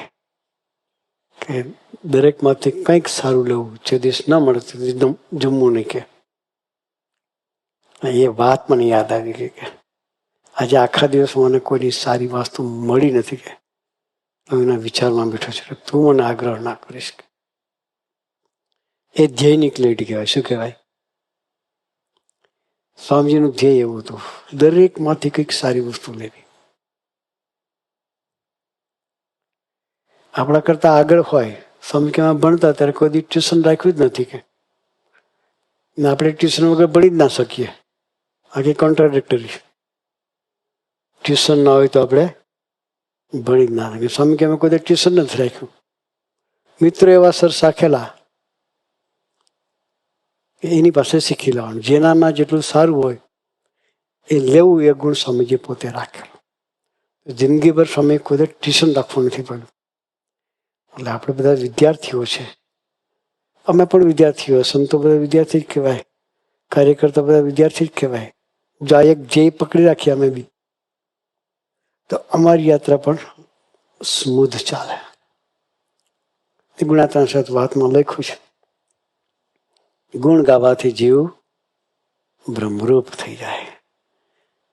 સામાન્ય જીવ દશામાંથી બ્રહ્મરૂપ થવા સુધીની વાત સ્વામીજી આપણે પોતાના જીવન પરથી સમજાવ્યા છે. તો આજે આપણે પણ ધ્યેય નક્કી કરીએ. 2026નું વર્ષ આવી રહ્યું છે, એમાં કોઈક અમારું ધ્યેય તૈયાર થાય. બસ તો આજે પ્રાર્થના કરવાનો અવસર છે, સંકલ્પ કરવાનો અવસર છે. તો આવા સરસ સંકલ્પ સહિત 2025ના વર્ષને આપણે મીઠાશભરી વિદાય આપવી છે. વર્ષની વિદાય ના કહેવાય, કારણ કે આપણે વ્યવસ્થિત સ્વામિનારાયણ થઈને જીવવા માટે પ્રયત્ન કર્યો છે. હવે 100% જીવવું છે તો મીઠી વિદાય આપીશ. કેવી મીઠી વિદાય.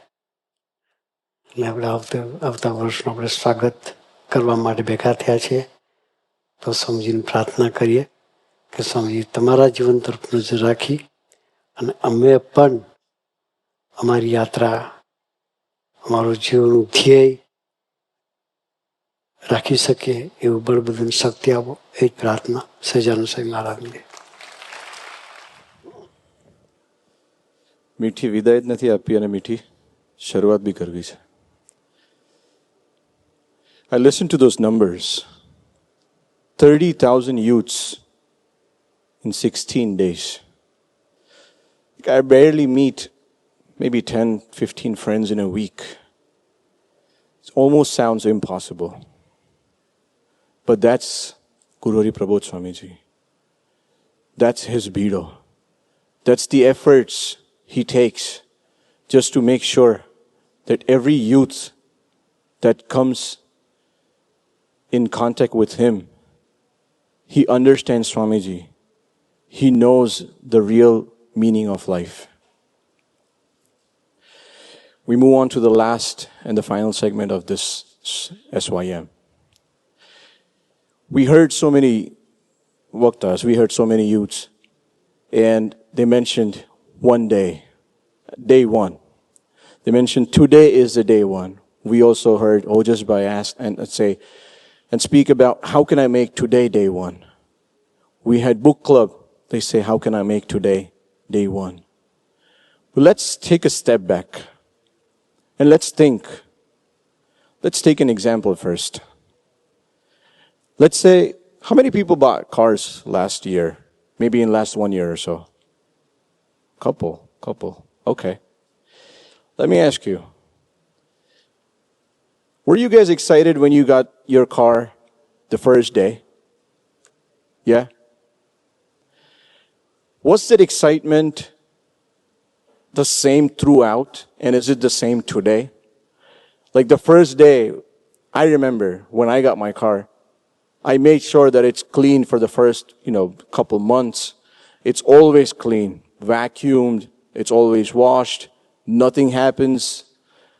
In fact, I must have cried when it got a first scratch on the car. But that's what it is. You make every effort that your day one is the best. But does it remain the same? Is your car or is my car is as clean, as perfect as it was on the day one? No. Gym जैसे जैसे हम आगे बढ़ते हैं, जैसे जैसे हम सोचते हैं कि ये day one आज है, ये day one कल है, day 3, day 4, day 5, that umang, that enthusiasm, that energy, it keeps going down. The first day I decide I want to go to the gym, it's not the day 10, it's not the day 20th.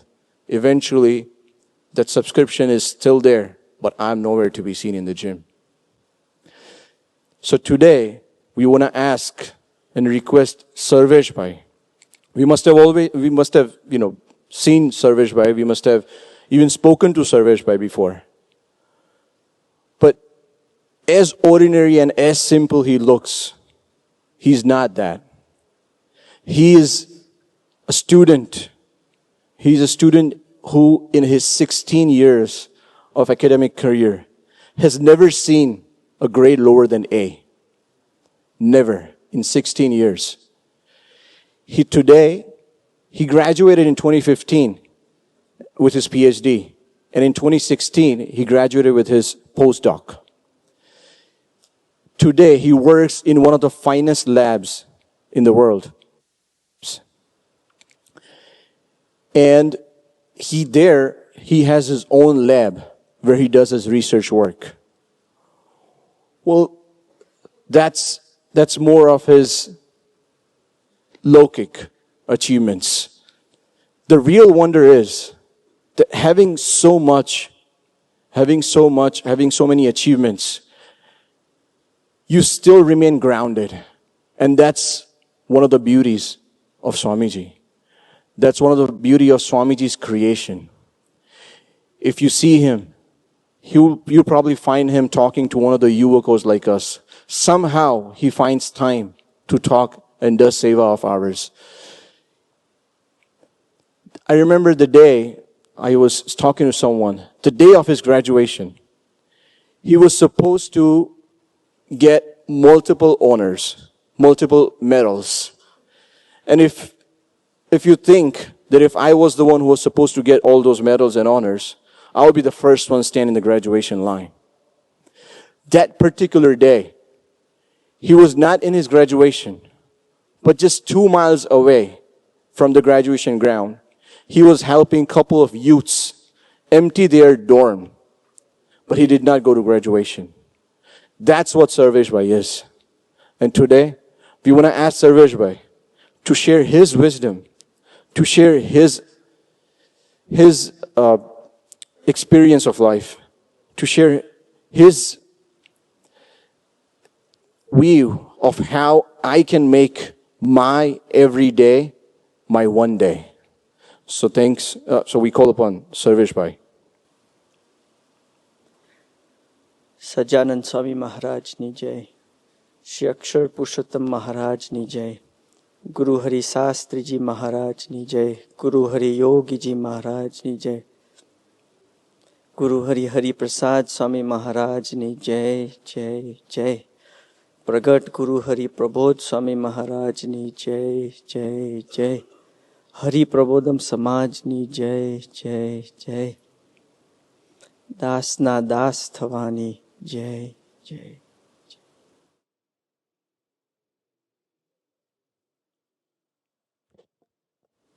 Day one. We have learned many tricks and tips so far in today's first youth meet on changing it from one day I will do this to today's day one. But I have a question. What is it that's so special about day one? What is it that makes it so appealing? So thought about it, and it's pretty simple. Nothing has happened on day one.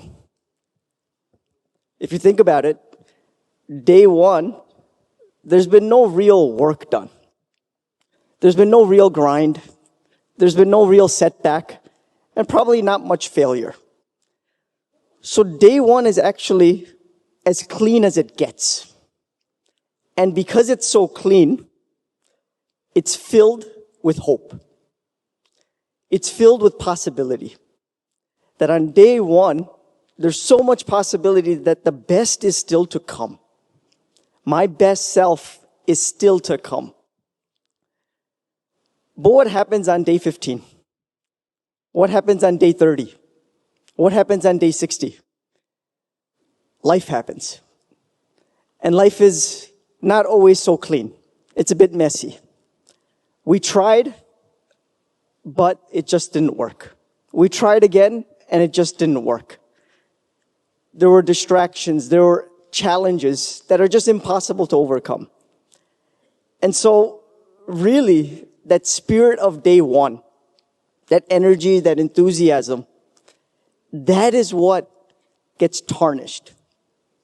It's that spirit that on day one, because nothing has happened, everything is possible.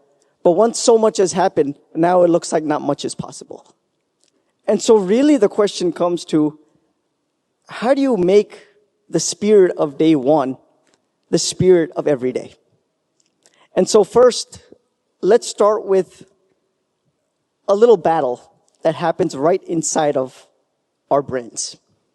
There's a constant war going on right now within the brain. And that's because we're living in an era of instant gratification. Everything is at the tip of our finger, right? To what instant? So someone just told me that it's marriage season going on in India. Some of us who are getting married are probably not here, they're in India. But during that season, there's so much preparation going on. So someone just shared that during the wedding days, the vidhi was about to start and they forgot kanku. You think, how do you forget kanku? But they forgot it. So rather than thinking any further, they opened their app, Flipkart, which is an e-commerce app. They ordered kanku, and within 15 to 20 minutes, kanku was shipped and delivered to the marriage site. It's cool, but at the same time, it's pretty scary how instantly we can get rewarded. And right now, if we think about it, at our fingertips, we could scroll endlessly. We could get deliveries right on the spot. We get answers and assignments written by AI within seconds.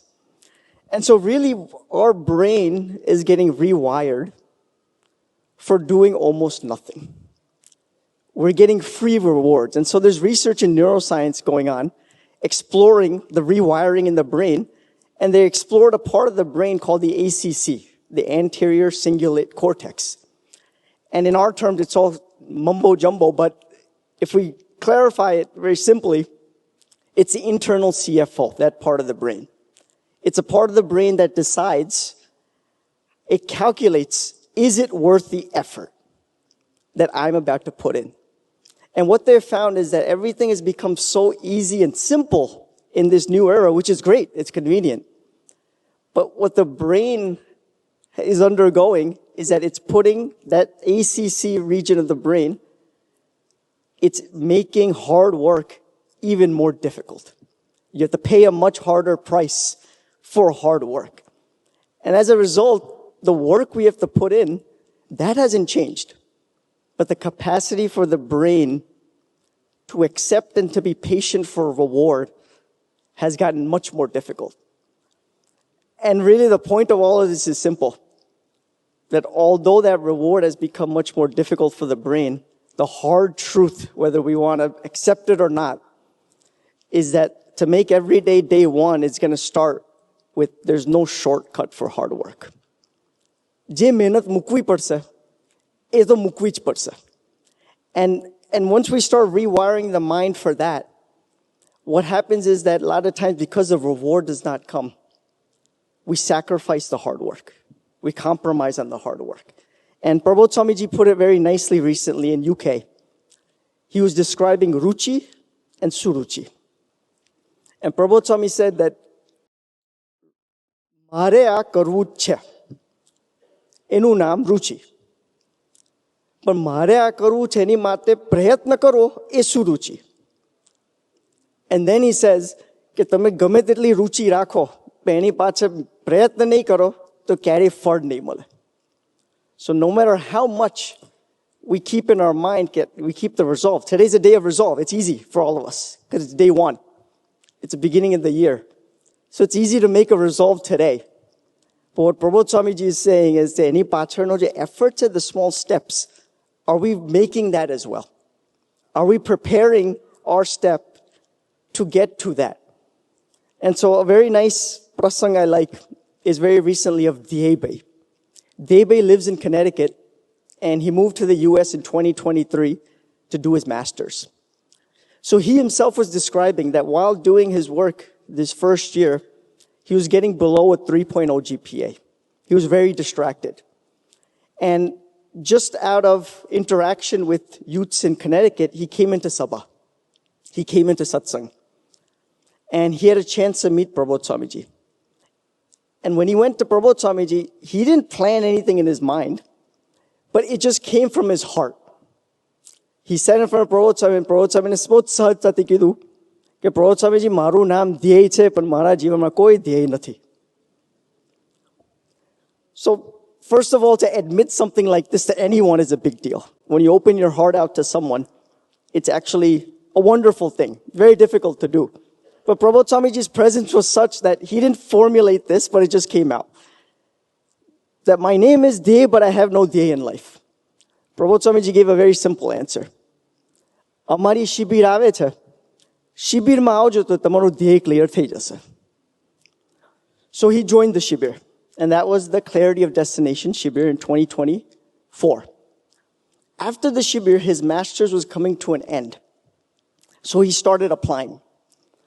He said he applied to more than 250 companies, and there was not a single response or interview. So he said, I was ready to give up. But at that time, I called a friend, Sarvatit Bhai, and he said that he reminded me of my takeaway from the shibir. That Nishan chuk maaf, but nahi nishan nahi maaf. That it's fine to miss our target, but to not have a target is unforgivable. So he said that because Sarvatit Bhai reminded me of my takeaway from that shibir, he said, I decided that day. He said that going forward, every single day, I will apply to 15 companies every single day. And if I do not get to 15, I will skip dinner. Now, that is putting it into action. He had a bhavana that I want to get a job. He had a will. But this is the mehnat. This is the hard work. That if I want to give arms and legs to my wish, am I willing to go to the extent where I'm willing to give up everything else for it? And so because he made this, he says, and the members of Connecticut Sabha would further our witness to this, that putting in this one effort, he said that in Connecticut Sabha, he was the first one to get a job. And not only that, it was before he even graduated, he landed that first job. And he says that that was not due to my effort, it's due to his. So at that time when we do this, what I liked about his example is that he was willing to sacrifice for his dream. By being willing to put aside eating. Like right now we have a meal tonight, right? Dinner. Everyone's hungry? How many are willing to, those who don't have a job, let's do 15 applications right now, otherwise I'm not going to eat the meal tonight. You feel it now because you're hungry, right? But to make that commitment day in and day out, that is how you keep day one as every day.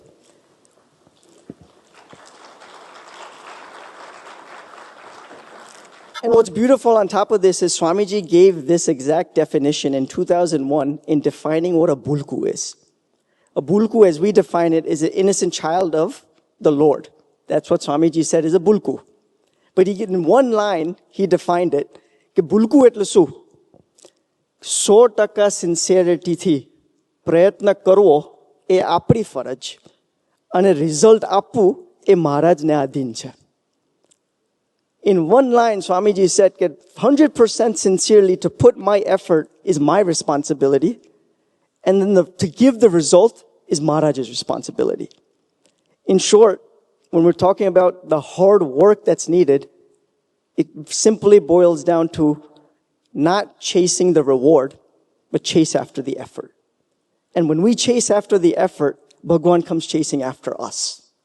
He gives the result due to that due diligence. And that is a type of place we are sitting right now, that it's not just blind hard work that's being rewarded. It is He who sees that and rewards that. And that is the power of where we are sitting. So the first portion is to drill back into our rewiring of our brain that there's no replacement for the hard work. But the second portion, which I really love and which we saw earlier, what is the second piece that we could do to make every day count? Is to live by a higher purpose.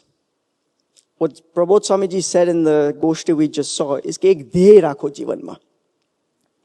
Just earlier, Maharaj Swamiji's section, Mayank Bhai shared all these examples of Swamiji which showed that from day one when Swamiji took sainthood, he had decided.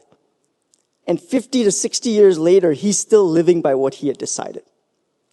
And that is not just the darshan of Swamiji, but even in Prabodh Swamiji's life today, we see that.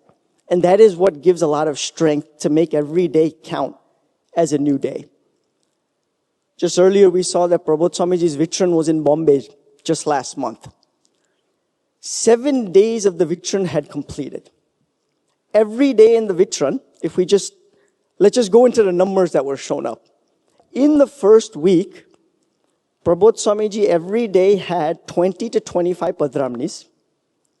He had a sabha of more than 2 to 3,000 people every evening, and he met hundreds during that time. He did this for 7 straight days. Okay, so if we want to put it in our terms, we have come to this sabha today. Let's try to meet 20 to 30 people today and hold a strong conversation with them. Okay, so that's if we put it at our level. He did this for 7 straight days. So the Sevako decided on day 8, let's have some rest. So e divas mate aram gothwelo. So it just so happened at that time, on day 8, our Surat Bhai, he got a phone call from Vijay Bhai, who is Prabodh Swamiji's Sevak, at 8 a.m. India time, on the day of Aram. And Vijay Bhai shows Surat Bhai a video of Prabodh Swamiji, and he says, "Ke jo Surat Bhai, aaj Prabodh Swami no Aram no divas che." And Surat Bhai says, right at that moment, Prabodh Swamiji was opening his laptop. He had already finished his puja. He had finished his morning routine exercise, and he was opening his laptop to do Katha Varta. So Surat Bhai naturally said, Prabodh Swamiji, આ તમારો આરામનો દિવસ છે, પણ અમારો આરામનો દિવસ એવો હોય કે 10-11 વાગ્યા સુધી તો ઉઠીએ જ નહીં. That is our rest. Rest is rest. It's at that time Prabodh Swami says something beautiful, which inspires. Prabodh Swamiji very naturally says કે અમારા માટે તો સ્વામીજીના જીવનમાં ડૂબવું ને એ જ અમારો આરામ છે. Then he continues કે વર્ષો પહેલા સ્વામીજીએ મારી ડાયરીમાં લખ્યા પેલું કે આળસ એ જીવતા માણસની કબર છે. આળસ, laziness, is the coffin of a living man. Think about it. A living man doesn't have a coffin. What Swamiji is saying is that when you have laziness in your life, it is equivalent to death. It is equivalent to you living, but you are in a coffin. So Prabodh Swami says કે સ્વામીજીએ મારા માટે વર્ષો પહેલા ડાયરીમાં લખ્યા પેલું કે આળસ એ જીવતા માણસની કબર છે, તો એ દિવસ પછી મારા જીવનમાં ક્યારેય આરામનો દિવસ અને વેકેશનનો દિવસ આવ્યો જ નથી. Prabodh Swami is saying that to this day, there's no such thing as aram in his life. So if we think about it, at the age of 72, it's a startup for him. He has taken on the responsibility of hundreds of sadhako and thousands of devotees around the world. But yet, at the age of 72, he's not thinking of retirement like I would, but he's thinking of starting up. Why? Because for him, he has a higher purpose. He has a higher day that he has shown, and that is, whatever I do, it's to please Swamiji and to uphold his wish. That is my higher priority, and that drives him every single day to do more. And so making day one every day, when we look at their lives of someone like Prabodh Swamiji, looking at Swamiji's life, it naturally inspires that where I find laziness, they find joy. They find energy. And so when we dwell into this type of life, we are naturally inspired. And the other beauty of all this is that it's not just Prabodh Swamiji who inspires. He has created a Samaj who inspires as well. We sit amongst those who live with the same drive and enthusiasm each and every day. Some of us, how many of us have met Kishanji here? Many. Many of us had a chance to open up our heart to him and share our burning problem and get a solution from him. If you've noticed, when you have a chance to sit with Kishanji, he gives his eyes and ears. But have you ever noticed that before I go in, there's another 10 people ahead of me and another 10 people behind me? But at that time, the way he meets the first person is the very same way he meets the last person. And that freshness, what you see in Prabodh Swamiji's life, that it's not each day is fresh, each moment is fresh. And he has created a Samaj like this, which also lives in that same pattern. That when you look at Kishanji, at each moment you talk to him, he gives full attention to each and every person he meets. So one day, a sevak was serving him on Sunday.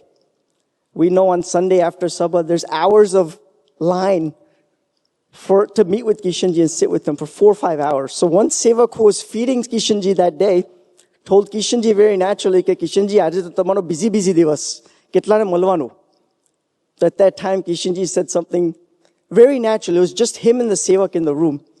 Ke na, aaj busy divas nahi, aaj to hamare darshan karwano divas tha. That at each moment, we think we might be going to such individuals to take, but they live with such a higher dhyay and purpose that they're constantly taking from us. By doing our darshan, he's getting joy. He sees it as a service. And when someone lives at this caliber, they inspire. And so Prabodh Swamiji lives such a life that inspires, and he's created a Samaj which constantly inspires. And so for that, if we think of the higher purpose, it goes back to what Prabodh Swamiji said. That do I have a dhyay in my life? Do I have something higher that I'm aspiring to? And when we try to embrace that higher purpose, that higher dhyay, naturally each day has more meaning, has a different meaning in life. And so it's not just day one, but every day becomes day one. That energy comes because of such a day, and we find that from such great lives. And finally, in the end, one piece, we talked about the effort that's needed. We talked about the higher purpose or dhyay to keep in life. But the one beautiful part we have with us is that we can make a phone call every single day to a divine power, to a higher power. And when we start the day with that call, it can make that day worth all. If I share one last example, it's of a yuwak named Mihir Bhai Jala, who's sitting here, right here in our sabha. Mihir Bhai said in August 2023, on August 9th, it was the last day when Prabodh Swamiji was leaving to go to Chicago. And the Vicharan here was about to end. He said at that time he was sitting by Thakurji, and suddenly Prabodh Swamiji and all the Bhakto entered this hall for the final Viday. So Prabodh Swamiji sat down. There were almost 200 to 300 Bhakto who had gathered on that day. And out of all of them, his name was called for Har Vidhi. So he came up to Prabodh Swamiji, put on the Har, and he made a prayer to Prabodh Swamiji. Prabodh Swamiji, please make me nimit in your karya. Make me an instrument in your service. So Prabodh Swamiji smiled, and Mihir Bhai says he put a fist, and he was just putting his fist on his shoulder.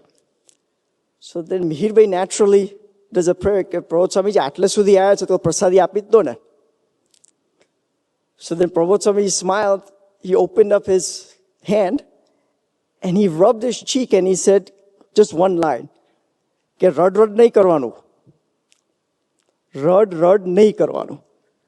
Don't keep crying. Now the funny part is at that moment, Mihir Bhai was not crying. He was actually smiling.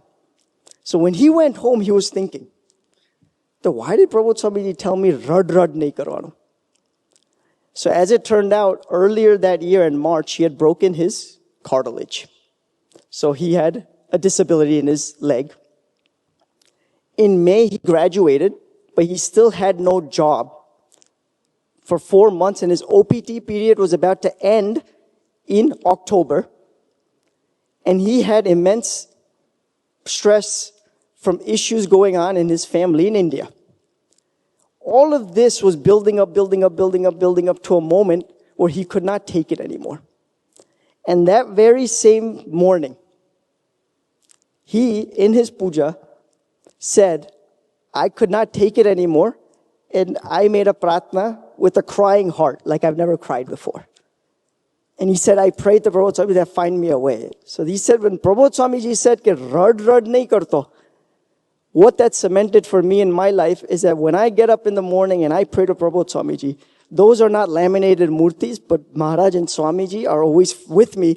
That is what he cemented in my life. So Mihir Bhai said that gave me the drive. And soon after he got his job, everything worked out. But Mihir Bhai says that was my experience. That every day to start with one divine call. And when that divine call is made, it is his responsibility to keep us fresh and free at every moment in the day. That is his blessing to us. And so on this day, we just like to make a prayer at the lotus feet of Maharaj, Swamiji, and Prabodh Swamiji. That honestly, we talk about making day one every day, but we know the reality that when day two comes, we don't have the energy to do it. So please give us the strength and the buddhi yoga to put in our due effort and really to call upon you and look on your life for all the inspiration, because we know, because you are with us, all is possible. So please give us this yoga. Ej Pratna Sajanand Swami Maharaj.